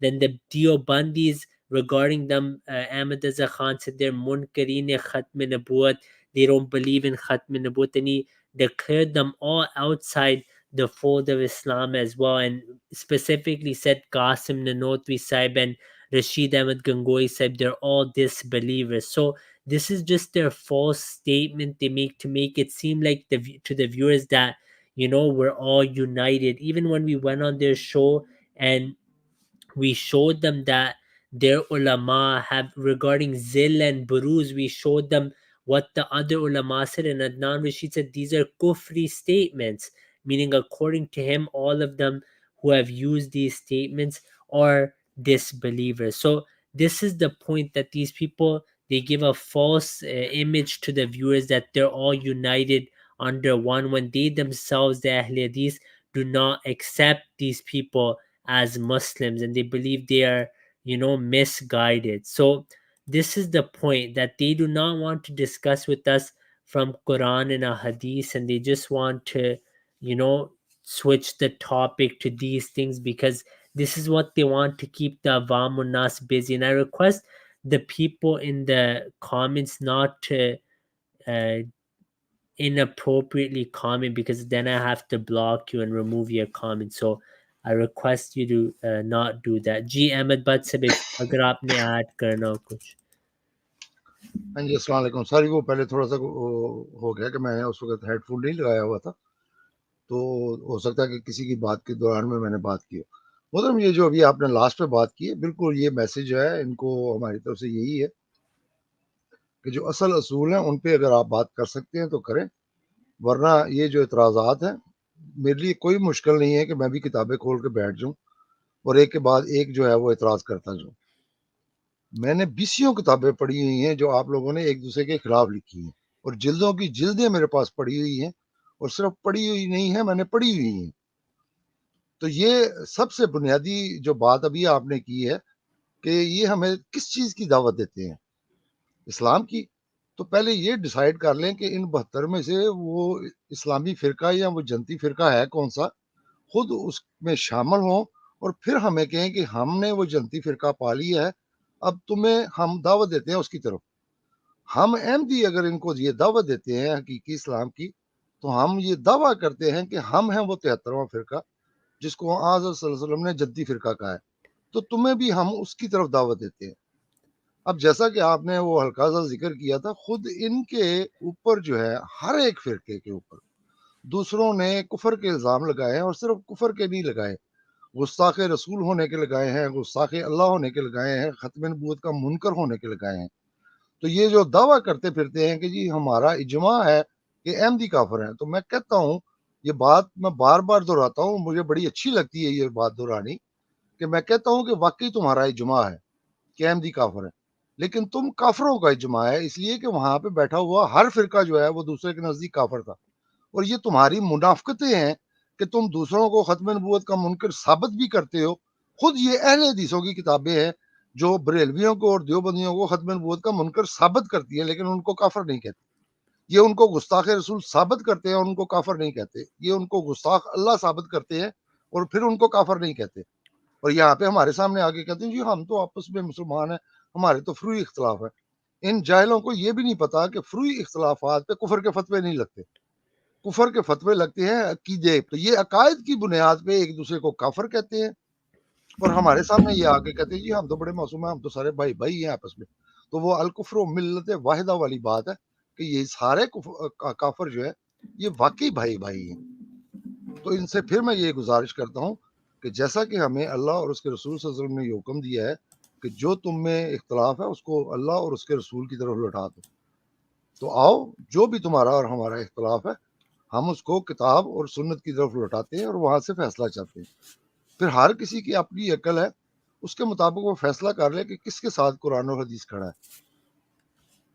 ہم صرف پیغام پہنچانے کے ذمہ دار ہیں، کسی کو منوانے کے ہم ذمہ دار نہیں ہیں. یہ منصب جو ہے اللہ تعالیٰ نے رسول اللہ صلی اللہ علیہ وسلم کو بھی نہیں کہا، ان کو بھی اللہ تعالیٰ نے یہی کہا ہے کہ تمہارا کام صرف پیغام پہنچا دینا ہے، منوانا حضرت صلی اللہ علیہ وسلم کا کام نہیں ہے. تو اللہ کے فضل سے ہم بھی اپنا پیغام جو ہے وہ پہنچا دیں گے دلائل کے ساتھ. سننے والے خود فیصلہ کر لیں گے کہ دلیل جو ہے قرآن و حدیث جو ہے وہ کس کی طرف ہے. اور میں بار بار یہی کہتا ہوں کہ جب کسی کو عقائد کا جواب ان کو سمجھ آ جاتی ہے کہ ہمارے پاس دلال نہیں ہے، تو پھر وہ ذات پہ اعتراض کرتے ہیں. اس کی میں ایک مثال دیتا ہوں، میں اس کو اچھا نہیں سمجھتا لیکن سمجھانے کے لیے اللہ کرے کہ اس کو بھی وہ غلط مانی نہ پہنچائے. ہم حضرت صلی اللہ علیہ وسلم کو اللہ کا رسول مانتے ہیں، لہٰذا آپ صلی اللہ علیہ وسلم نے جو بات کی ہے ہم اس کی تصدیق نہیں کرتے. کہ ہم یہ کہتے ہیں کہ کیونکہ جب ہم نے ان کو رسول مان لیا ہے تو اب انہوں نے جو کہا ہے وہ ٹھیک ہے. ہم اس کے تاریخی شواہد نہیں ڈھونڈتے کہ یہ جو فلاں بات ہے یہ تاریخ سے ثابت ہے کہ نہیں ہے. اگر اسی طرح کے اعتراض جو ہیں وہ غیر مسلم جو ہیں وہ حضرت صلی اللہ علیہ وسلم کی ذات پہ بھی کرتے ہیں. جو ہمارے لیے اعتراض اس لیے نہیں ہے کہ ہم نے ان کو رسول اللہ صلی اللہ علیہ وسلم مانا ہوا ہے. اس کی میں مثال دینے لگا ہوں، جیسے کہ 4 شادیوں کا ہے. ابھی یہ پھڑک کے اٹھیں گے اور کہیں گے جی اس کا جواب تو ہم دیتے ہیں، قرآن میں لکھا ہوا ہے کہ اللہ تعالیٰ نے خود اجازت. تو محترم یہ قرآن میں لکھا ہوا ہم مسلمان مانتے ہیں، غیر مسلم اس کو اللہ کی کتاب نہیں مانتے، یا وہ حضرت صلی اللہ علیہ وسلم کو اللہ کا رسول نہیں مانتے. ان کا یہ اعتراض نہیں ہے کہ حضرت صلی اللہ علیہ وسلم نے 4 سے زیادہ شادیاں کی ہیں اور پہلے نبیوں نے بھی 4 سے زیادہ شادیاں کی ہوئی. وہ کہتے ہیں کہ جو شریعت وہ لے کے آئے ہیں اس میں 4 کی پابندی تھی، تو آپ نے خود اس شریعت کے خلاف کیوں کی ہے. یہ ہے ان کا اعتراض. ہمارے لیے وہ جواب جو قرآن نے اللہ تعالیٰ نے دیا ہے کہ آپ صلی اللہ علیہ وسلم کو اجازت دی گئی ہے، تو ہمارے لیے تو وہ قابل قبول ہے، ہم تو اس پہ سوچتے بھی نہیں ہیں. اس لیے کہ جب اللہ کا رسول مان لیا تو یہ کیسے ہو سکتا ہے کہ ہم ان کی باتوں پہ پھر اعتراض کریں. لیکن کیا गैर मुसलमानों को आप मुतमिन कर सकते हैं। इसी तरह के बेशुमार और इतराज़ात हैं जो आप गैर मुसलमानों को मुतमिन नहीं कर सकते। उसके जवाब सिर्फ मुसलमानों के लिए तो काबिल इत्मीनान है, और इस वजह से है कि हमने जब उनको अल्लाह का रसूल मान लिया तो अब जो भी उन्होंने कहा है हमारे लिए अमन ना हो सदकना है। तो यही मैं मशवरा इन सब सुनने वालों को देता हूँ कि अगर आप इस तरह के इतराज़ करेंगे, मुझे उससे कोई फ़र्क नहीं पड़ता जब तक आप मेरे बुनियादी अकीदे को कुरान और हदीस से गलत साबित नहीं करेंगे। अगर वो कर सकते हैं तो वो कहते हैं कि आ जाइए, ये मैदान है और ये मैदान का घोड़ा, आप भी दलीलें हैं, अगर हमारा आप रद्द कर सकते हैं तो बड़े शौक से करें। ये इनको मेरी तरफ से ये मैसेज है कि अल्लाह के कुरान की तरफ आएँ और जो बुनियादी हमारे इख्तलाफात उनका फ़ैसला हम कुरान से और हदीस से कर लेते हैं। Jazakumullah Ahmed Batsib. So Ahmed Batsib beautifully explained that these people, they claim they are united against us and call us kafir, but it's actually the ijma of disbelievers because they themselves call each other disbelievers. Then Ahmed Batsib explained that there's so many allegations on Hazrat Muhammad sallallahu alaihi wasallam, but we don't need to even go around answering the thousands of allegations against Hazrat Muhammad sallallahu alaihi wasallam or Hazrat Masih Maud alaihi salam because we accept them as true prophets. So now everything they said or did becomes truthful as well. And we do have the answers, but these answers, these people will always raise allegations. For example, Hazrat Muhammad sallallahu alaihi wasallam brought the Sharia of Islam and it allows us to marry 4 times. Right, but the Prophetism obviously had more than 4 wives. Now, the Christians raised this allegation. We tell them that the Quran says he had the exception, but this doesn't make sense for them. It makes sense for us, obviously, but till today, Christians have not been convinced on this. Does it make the Prophet sallallahu alaihi wasallam, God forbid, false? Of course not. The point is that these people raise allegations even on Allah, which is why we need to keep them to Quran and a Hadith because that is that one source which both sides agree are 100% from Allah the Almighty and the Messenger sallallahu alaihi wasallam. But we see that these non-Ahmadi Muslims, they discuss everything but the Quran and a Hadith. When we present verses of the Quran for Wafat Masih, the death of Hazrat Isa, they start cutting us off. They don't let us speak on these issues. So that is all I wanted to say today. It will be namaz time here soon. So I think we have answered everything. If anyone wants to mention any last point, they can do so, inshallah. Uh, can I say something, brother? Yes, yes. Jazakallah. Uh, Jazakallah, but Sahib, he explained in a very simple way that we have to follow the Quran, and the Quran also tells us, "Walam yahkum bainahum bima anzalallahi, faulaika humuz zalimin, faulaika humul kafirun, faulaika humul fasiqun." So Quran clearly means that the people who don't do the judgment, who don't make the hakam as a the words of God, they are disbelievers, they are fasiqeen, they are munafiqeen. So and the Quran also and the Holy Prophet as well also clears that the Quran is hujjah between you and others. So first of all, we have to make the words of God as a hujjah, and the same thing is teached by the Allah to the Muslims as well. If somebody don't follow the words of or Rasul of Allah, then he is disobeying the Allah's revelation. Allah has clearly mentions once you are talking with Ahle Kitab, call them on the call them towards the common things. And the common thing which is initially that we don't do shirk, we will obey Allah first. And once somebody is going to go and debate someone as a kitab and he is not discussing the topic of shirk initially, then definitely he is disobeying that.